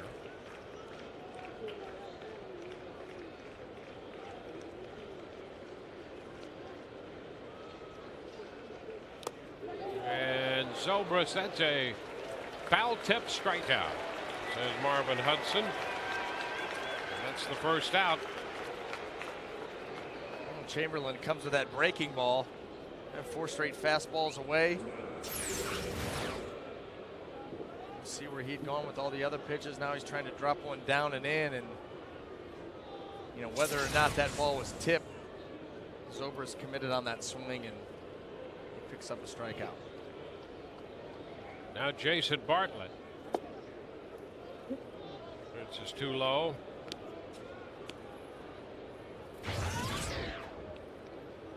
Bartlett with 2 more hits in this game. Pushes his average up to .240.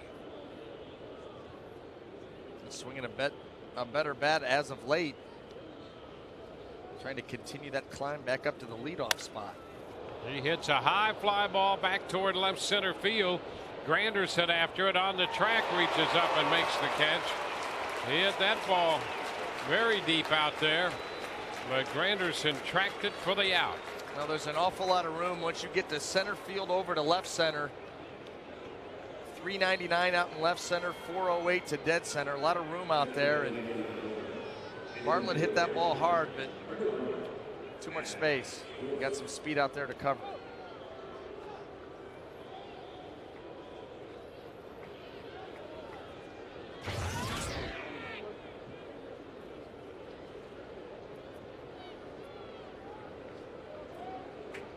Now Matt Joyce will hit for Kapler. Gave out a couple hits, including his second home run of the season here this afternoon. And Matt Joyce hits against Chamberlain. Breaks his bat and fouls that pitch up the right side. Strike one.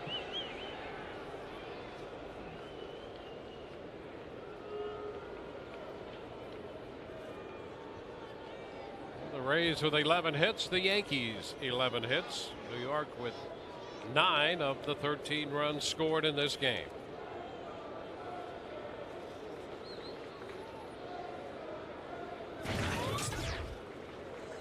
We'll be with you tomorrow at 7 o'clock on Sun Sports. As the road trip moves into Baltimore, the Blue Jays beat Baltimore today 10-1. And the Texas Rangers beat the Red Sox in Boston 4-2.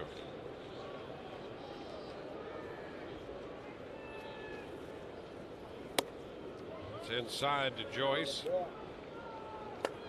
1-1.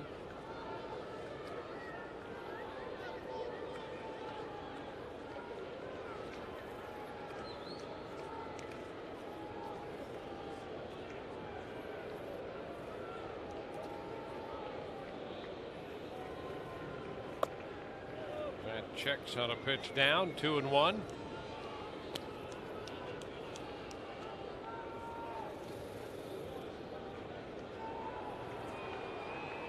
Shan-Ho Park, the pitcher of record for New York. David Price, the Rays pitcher of record. 2-1 to count. Ball 3 upstairs. Fastball in the mid-90s.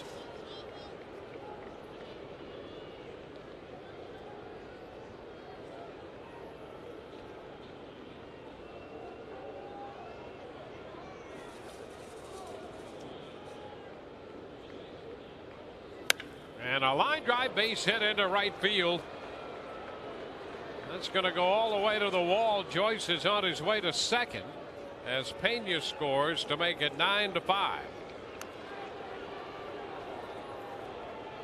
Joyce off the bench to deliver a 2-base hit and a run batted in. Well, he got the count in his favor and gets a fastball here he can handle. Trying to come in. Good swing there by Joyce. Hit the ball hard, gets it down into the corner. Drives in Carlos. So it's a 9-5 game, and that's it for Chamberlain.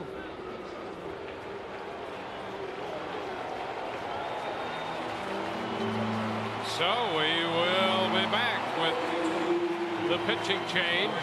Mariano Rivera is going to get the call.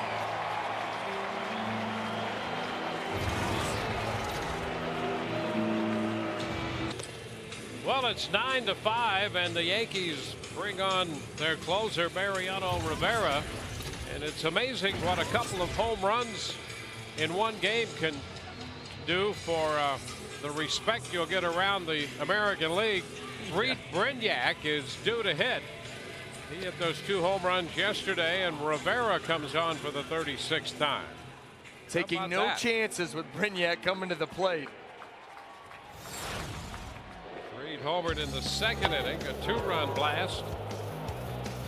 Then he homered again in the 5th, a 3-run shot. How about getting that kind of production out of the 9-hole? 2 home runs, 5 RBIs for Reed Brignac. So this will be Reed's first at bat of this game since taking over in second last inning. And he pops it up right side, and Cano's there to make the catch to retire the side. And in this game, the Rays score a run on a couple of hits, and they drop this game to the New York Yankees. It's a 9-5 final. Park's going to get the win. Price will suffer the loss before 46,969. For Brian Anderson and Todd Callis, Dwayne Stats, hope you've enjoyed the telecast, if not the outcome. Postgame is coming up next. We'll see you there.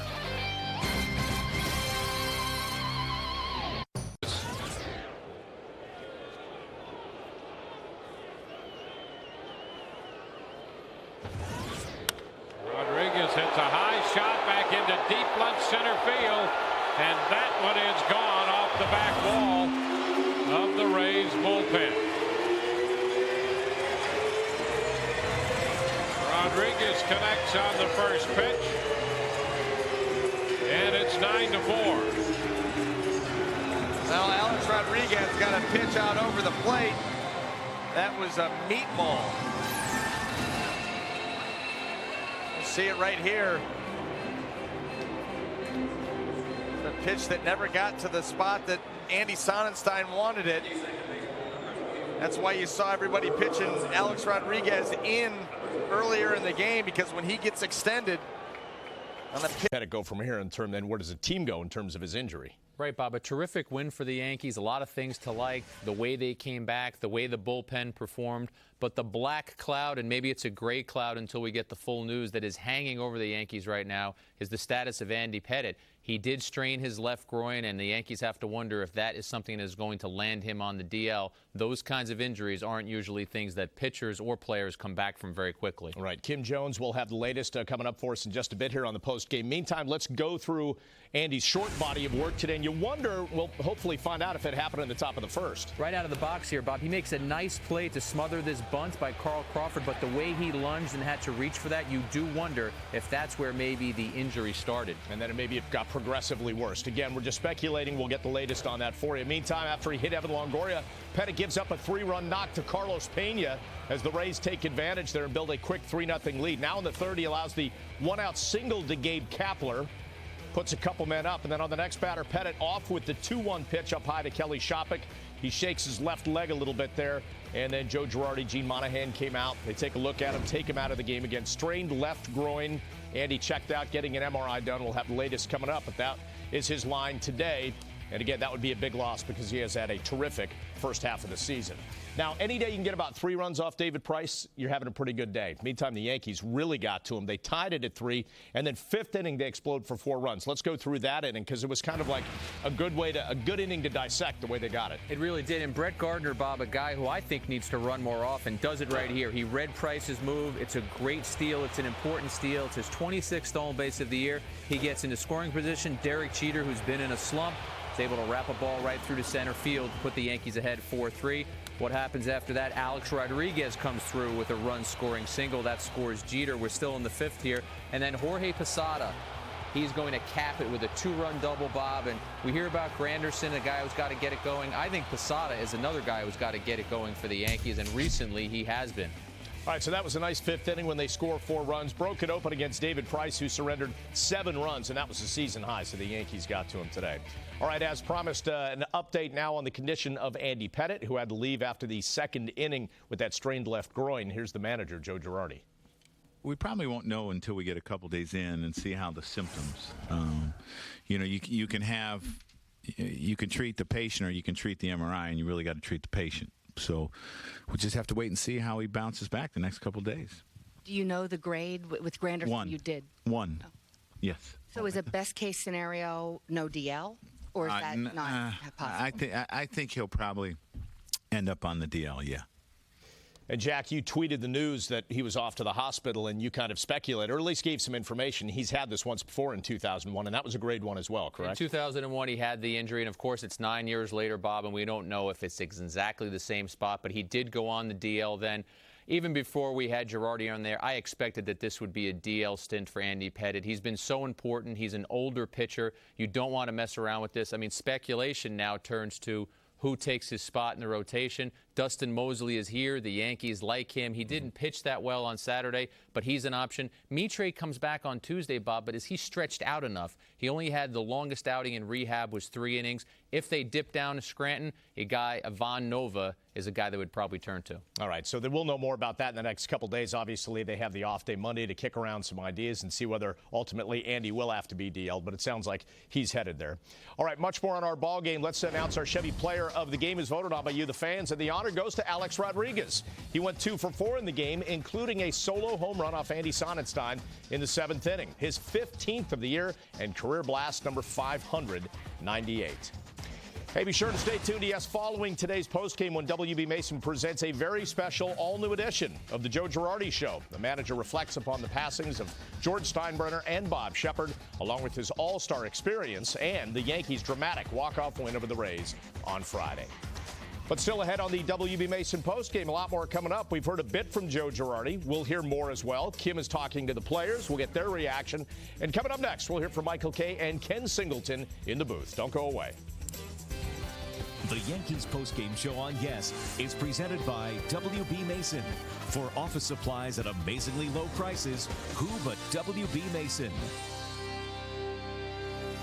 Hello, we're from Mac Coffee. Bobby Brew, yes, a pot. We already get Green Mountain Coffee from WB Mason.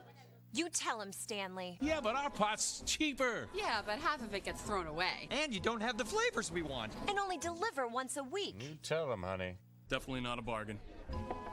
WB Mason delivers fresh coffee every day, along with our office and cleaning supplies. You tell him, Stanley. Oh, no. Here's another story from the Ford Model Year-End Sales event. Dan's a bit of a know-it-all, but here's something he just found out. The 2010 Fusion is projected to hold its value better than the 2010 Camry. Hurry and lease a Ford Fusion for just $189 a month for 24 months. Catch Memories of the Game presented by Yankee Steiner. Get exclusive interviews with your favorite players. I know you're energized on the field. Are you as happy as it seems? Am I reading you right? Plus, Hall of Fame broadcaster Bob Wolf shares his personal collection of rare interviews. And see the Steiner hookup as one special Yankees fan receives some unbelievable memorabilia. I was born and raised a Yankees fan, but nothing like this I ever dreamed of. And we are back once again here on the WB Mason Yankees postgame. It is a 9-5 Yankees win in the series finale against the Tampa Bay Rays this afternoon. But the more important news, Andy Pettitte and his fate. Time for the Bigelow T postgame booth report now as we get back to the stadium with Michael and Kenny. And guys, no official word, as you heard from Joe Girardi, on Andy going on the disabled list. But with that strained left groin, it sure sounds like he's headed there. Well, you know, Joe did say he probably was headed there, and I think better safe than sorry, and that opens up, you know, a lot of decisions for the Yankees. Where do they go? You know, it's kind of funny, Kenny, because everybody was wondering, well, why are the Yankees going after starting pitching? Why would they try to make a deal for Cliff Lee? Well, these are the reasons why, especially when one of your starters is 38. And I'm not saying that injury that Andy suffered is because of age, but he's 38, and it should, you know, be interesting to see how fast he comes back. But they'd like another starter. Yeah, the old adage, you never have enough pitching, is always true. Even if you have somebody in your bullpen who's capable of being a long man. In the past, they've been able to go to Alfredo Aceves out of the bullpen, but he's long since been on the disabled list, not coming back anytime soon enough to help out in this situation. Now, Bob, I heard you and Jack talking, and, you know, they really were kind of getting Sergio Mitre ready to be a shorter guy in the bullpen as he's rehabbed from his injury. So I don't think he's stretched out enough. I don't know if they feel that strongly about Mosley. You know, Godin is always an option as well. He did very well as a starter for the Yankees last year. So they do have some options, but as you both said, they've got tomorrow to try to sort it out. Yeah, I think right now, Michael, we said it here, I think Mosley might be the guy because he's just the obvious one right now who is stretched out. Nova from AAA. But I wanted to ask you guys specifically about the injury. You had a better vantage point than anyone. Did you think that possibly Pettitte hurt himself diving for that Crawford bunt in the first inning? You know, I thought about it, but it didn't manifest itself until he threw that one pitch where he started to, flex the left leg. So, you know, that would lead you to believe that something might have pulled at that point, but he seemed like he got up and was fine after that. Anytime you have a groin strain, it can happen very quickly. I mean, you try and reach back for a little extra on a pitch, your stride is off just a bit as a pitcher. I had a groin strain years ago, and I got it because I slipped on the grass in the outfield, and it really stretched out what shouldn't have been stretched out. I had a groin injury and was out for at least a month. Well, guys, you know, the one thing that really hurts about this, on a variety of levels, but Andy Pettitte was one of really two sure things this season, at least lately. Sabathia was one, Pettitte the other. And, you lose him now, Michael, and it raises a lot of questions. It suddenly makes that starting rotation just, that much weaker. Oh, absolutely. I mean, if they lose this guy, and again, it's a big if, we have no idea, other than Joe Girardi saying that in all likelihood he's going to go on the DL. If they lose this guy, it's got to hurt. I mean, he's the number 2 starter. You know, A.J. Burnett could be the number 2 starter in title, but Andy Pettitte comes in at 11-2 with a sub-3 ERA, and he's done everything they want him to do. All of a sudden, you're going to lose your number 2 starter. You can't say that you're not going to be hurt because let's say it's Dustin Mosley that they plug in. He's not Andy Pettitte, so they're going to take a step back. Yeah, he's not an all-star left-hander at that. Andy Pettitte is, over the years, he's been a second-half pitcher. He's been very good within the division, and that's something you need going down the stretch here. The Yankees have plenty more games against these Tampa Bay Rays, at least 10 more against them and 10 against the Red Sox. You would certainly miss Andy Pettitte if he misses any one of those games. Guys, when a manager makes a bullpen decision and it doesn't work out, he answers a million questions about it. I'm guessing Joe Girardi probably won't get as many questions about a lot of bullpen decisions that did work out today. What did you guys think of his choices starting with Robertson? I know you talked about that during the game. Now, Jack, let me ask you, do you think that newspaper writers might be negative? I think they're asking the questions that they feel need to be asked and answered at that moment. How's that for being politically correct? That's very good. Good tap dance. But I agree. I thought, and I said this during the 8th inning, Jack, I thought that the biggest move, and Alex Rodriguez actually said it to Kim on the field, I thought that the biggest move and the reason that this game was won by the Yankees because Joe was decisive and brought in a short reliever, David Robertson, because he felt the game had to be saved right then, Kenny. Well, the Rays had already scored 3 in the first inning. They were poised to score some more. At that particular time, 2 on and an opportunity for the Rays to get back in, get a further lead on the Yankees. The Yankees were able to hold them right there. David Robertson did his job, which he usually does later in the ball game. It happened to come earlier for him this afternoon, and it set up the rest of the bullpen. Great maneuvering of the bullpen by Joe Girardi and Dave Island this afternoon. A lot of managers, guys, get stuck into, okay, this is the inning when I bring this guy in. And, a lot of guys would have gone to a long man then. But sometimes, I've heard managers say this, sometimes you have to save the game in the 6th inning. Now, you're not going to bring in your closer, but you're going to bring in your second-best pitcher at that point. And David Robertson has been the Yankees' second-best reliever of late after Mariano. And to bring him in the 3rd inning there, I thought it was a gutsy call, and it turned out to be a good call. There are a couple spots in the first 2 games of this series, guys, where the Yankees offense appeared to be a little flat, but I was impressed with the way they counterpunched the Rays in their 3 runs early. They get 2 back quickly against David Price, eventually tie it. And then that 4-run 5th, the way they put it together, Michael, the stolen base and a base hit, and then good 2-out hitting. They had a lot of good things going on in that inning. I think they actually unnerved David Price just a bit today because I thought their game plan, obviously they had to get on base to execute the game plan, was to run at him right away. And Kenny mentioned this. Jeter got on, ran, stole a base, boom, scored. Gardner got on, stole a base, and he ended up scoring as well. And I think that might have unnerved Price for just a bit, not that much. And he knew that that's a big flaw in his game, and it's something that the Rays are going to have to fix. They're going to have to fix it. He's going to have to work on it, be willing to work on it. After all, you made a good point, too. He doesn't allow many men to get on base. But if you have the correct men on base for the opposition's sake, runners like Jeter and Gardner, they can make something happen, as the Yankees did in those situations. And I think with David Price, once the Rays got the lead 3-0, you felt that maybe the Rays are going to take this 2 out of 3. But the Yankees coming back immediately with 2 in the bottom of the first against them, that kind of set up the rest of the ball game as far as I was concerned, that they felt we can score against this guy. He's 12-4. That doesn't matter. We can put a 5 in the loss column, and that's what the Yankees did. And I think that this is one of those wins that's bigger than just another win because we gave the stat during the game. Anytime the Rays have scored 3 or more runs for David Price, he's won the game. And also, they come into a Sunday rubber game against the first-place team, and they've got the American League starting pitcher in the All-Star game on the mound who's been almost lights out all year, and he doesn't get the win, and Andy Pettitte went down in the 3rd inning. I think this one stings just a little bit more for the Rays than a normal loss would. All right, so a lot of off-day decisions coming up for the Yankees, and probably, Michael, well-timed for an off-day because Mariano must be exhausted from that one-pitch outing today. Robbie Kakuza is going to really have to take a long time to get the stains out of that uniform because, the sweat that he must have used, it was an amazing thing. And I just don't think that Joe wanted to push Jabba past 30 pitches. It came down to that, and he trusted Mo to get that one out. I don't think he thought it was going to be on one pitch. I think Jabba this year, in another outing, he had as many as 30 pitches, and that was it. So I think they keep track of the pitch count in the dugout, Dave Island with the clicker, and I don't think Jabba's ever going to get past 30. All right, guys, we're going to let you run. Enjoy your night and the off day, and we'll see you again soon. Okay, guys, thanks. All right, we'll take a quick break here on the WB Mason postgame. When we come back, we're going to hear from the skipper in length about his guys' outing today and the latest on Andy Pettitte. Don't go away.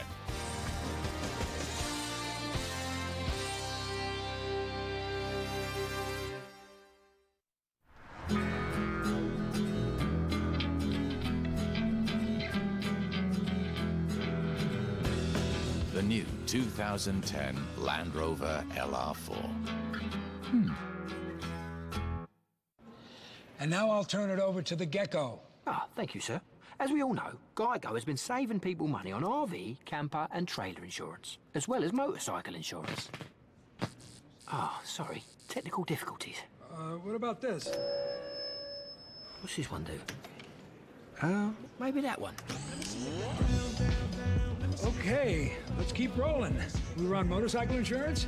Take 15 minutes to see how much you could save on motorcycle, RV, and camper insurance. For 25 years, the focus at Sam Adams has been on quality, not quantity.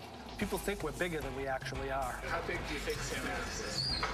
Huge. 30% of the market? 10% of the market. Sam Adams is less than 1% of the entire U.S. beer market. Samuel Adams, we're in a perfect place as brewers. We're big enough to be able to get whatever ingredients from wherever in the world we need to get it from, and we're small enough to still want to do all that crazy stuff. And you can taste that passion in every glass.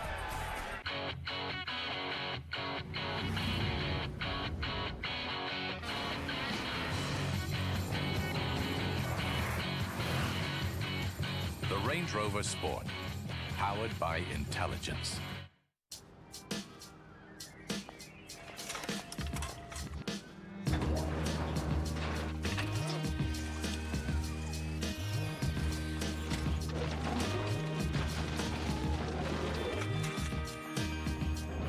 Signal. Airborne, beautiful, and strong. There to ensure the most powerful transmitter is you. Rule the air. I've had my car for 20 years. The engine and transmission, they're all original. Even right down to the muffler. It's the best investment I ever made. My name is Joey, and my Toyota has 464,000 miles. While a Toyota may last a long time, the amazing deals and great selection won't during Toyota's National Clearance Event. And right now, you can lease a new 2010 Venza for just $239 a month. Or lease a new 2011 Toyota Sienna for $269 a month. Toyota, durability to move you forward. We welcome you back once again to the WB Mason Yankees postgame. Bob Lorenz and Jack Curry with you. Earlier we heard from Joe Girardi on the condition of Andy Pettitte and that left groin strain. Now let's get his entire postgame comments to the media. The manager's report is brought to you by Geico. We probably won't know until we get a couple days in and see how the symptoms. You can treat the patient or you can treat the MRI, and you really got to treat the patient. So we'll just have to wait and see how he bounces back the next couple days. Do you know the grade with Granderson? 1. You did. 1. Yes. So is a best case scenario no DL, or is that not possible? I think he'll probably end up on the DL. Yeah. What kind of an effect does that have? He's been obviously so crucial to everything you've done so far. Well, someone's going to have to step up. If he can't take his turn, someone's going to have to take his turn and step up, and we're going to have to talk about it internally here. The options that we have, but it looks like, he's probably headed to the DL. As well as your bullpen pitched overall today, Joe, the decision to go to Robertson in that spot that early in the game, did you think the game could have been decided there or largely decided? Yeah, there were a couple reasons I did it. He warms up quick. He's a strikeout guy. He's used to, coming in situations. And I just felt that was our best option at that time. If Andy went 5 innings, 6, I'm not saying that's how I would have did it, but I liked his stuff in that spot, and he did a tremendous job. Our whole bullpen did a tremendous job tonight, starting with Robertson and then Chan Ho, and you look at Boone Logan and Jabba and Mo getting the one out, and you start counting backwards from the beginning of that. We had the option to go to Javi, but then that screws up Wednesday's starter, and I just thought that was the best way to do it. Joe. Do you know when Andy heard it? Was it on a particular pitch, or was it in warm-ups? Or? No, I think it was the pitch that we went out. The pitch before that he felt it, and we went out, and Georgie called us out, and then it just he couldn't go. You'd have to ask him. I'm not sure. I just knew that it was bothering him, but it wasn't way before that. It was either that pitch or one before that. Joe, 2 quick questions, one more pragmatic than the other. First of all, you have to feel great that you played through so much adversity and emotion this weekend and came out with 2 out of 3. I do. This has been a tough week for all of us. We lost our leader, and it's a difficult situation. There were a lot of emotions Friday night. Saturday, you have the Old Timers game, and there's a lot of emotions, and you see Mrs. Shepard and Mrs. Munson and Mrs. Mercer, and it just goes on and on and on. There were a lot of emotions this week, but I thought our guys toughed it out. Today's conditions weren't easy either. Extremely hot, extremely long game, and we came out on top. Let's take a look at the highlights of today's game. They're presented by Land Rover. We'll start top of the first. Carlos Pena with a couple aboard, launching one out to right field. A 3-run shot off Andy Pettit, his 20th of the season. The average is down for him. The numbers are up, though, production-wise. It's 3-0 Rays. 2-0 count there, Bob, and he guesses right. This is his 6th homer in 39 at-bats off Pettit at that point. All right, later in the first, 2-men aboard. Gabe Kapler to third, but A-Rod. Nice catch right there. Tampa would not score again in the first. Bottom of the first, couple men aboard, 2 out. Yankees strike back. That's Robbie Cano. Deep to left off David Price, and Gabe Kapler can't get to it. Nick Swisher and Mark Teixeira both score. And for Cano, it is a 2-run triple. And the Yankees get a couple quick ones back. It's 3-2. And then top of the third, this is the pitch to Kelly Shopik. It's a 2-1 pitch from Pettit, and things just don't look right there, Jack. They don't, and you have to give Jorge Posada a lot of credit, Bob, because he's the one who alerts the Yankees. He's the one who goes out to the mound. This ends up being the shortest outing that Pettit has had in 3 years, and it's been almost 7 years since he pitched 2 1/3 innings and walked as many as 3 batters. Just not a good situation for the Yankees as he walks off the mound. All right, we're going to hear from Pettit on his condition in just a bit. Meantime, David Robertson comes in. Good move for Girardi here. Brings him in. He walked Shopik, and then Robertson gets B.J. Upton to fly out to right, and that ended the threat and kept it a 1-run game. Meantime, the Yankees get back at it on offense. Bottom of the third, man on second with 1 out. Mark Teixeira, big base hit to right off David Price, just inside the line. Derek Jeter comes around to score and ties the game at 3. And then they really broke things open in their half of the 5th inning. A man on second and nobody out. And Jeter, base hit up the middle off Price. Brett Gardner, who had stolen second, comes around to score. And the Yankees have the lead 4-3. But they were far from done in that 5th inning with 2 outs. Alex Rodriguez comes up. And a single to center off Price. Jeter is in from third. That makes it 5-3. 2 batters later, it's Jorge Posada. A-Rod and Robinson Cano aboard, and he drives a double to left. Off Price, left center. Alex scores, Cano scores. It's 7-3 Yankees. They scored 4 in that 5th inning. Bottom of the 6th, Nick Swisher. A single to right off Andy Sonnenstein with 2 outs. Curtis Granderson's in. Now it's 8-3. Bottom of the 7th, it's 8-4, and A-Rod tacking on another run with career home run number 598. 15th of the year for Alex. It's a shot into the bullpen out there off Sonnenstein to make it 9-4 Yankees. Rays got one back in their half of the 9th, but that was it. Yankees won it 9-5 in a game that lasted, over 3.5 hours. But again, they take 2 of 3 from the Rays. They're up by 3 in the division over Tampa, so a good weekend overall. Now, time for a look at the Yankees' upcoming schedule, and it is brought to you by Jaguar. The Rays are done. The All-Star game in the rearview mirror, as are the Rays. An off day Monday, and then 2 against the Angels, one of them an afternoon game. Hope you join us here on Yes on Wednesday, and then it is 4 against the Kansas City Royals. All right, we'll take a break. When we come back, more on the Yankees' 9-5 win. We'll hear from Andy Pettit coming up. Don't go away.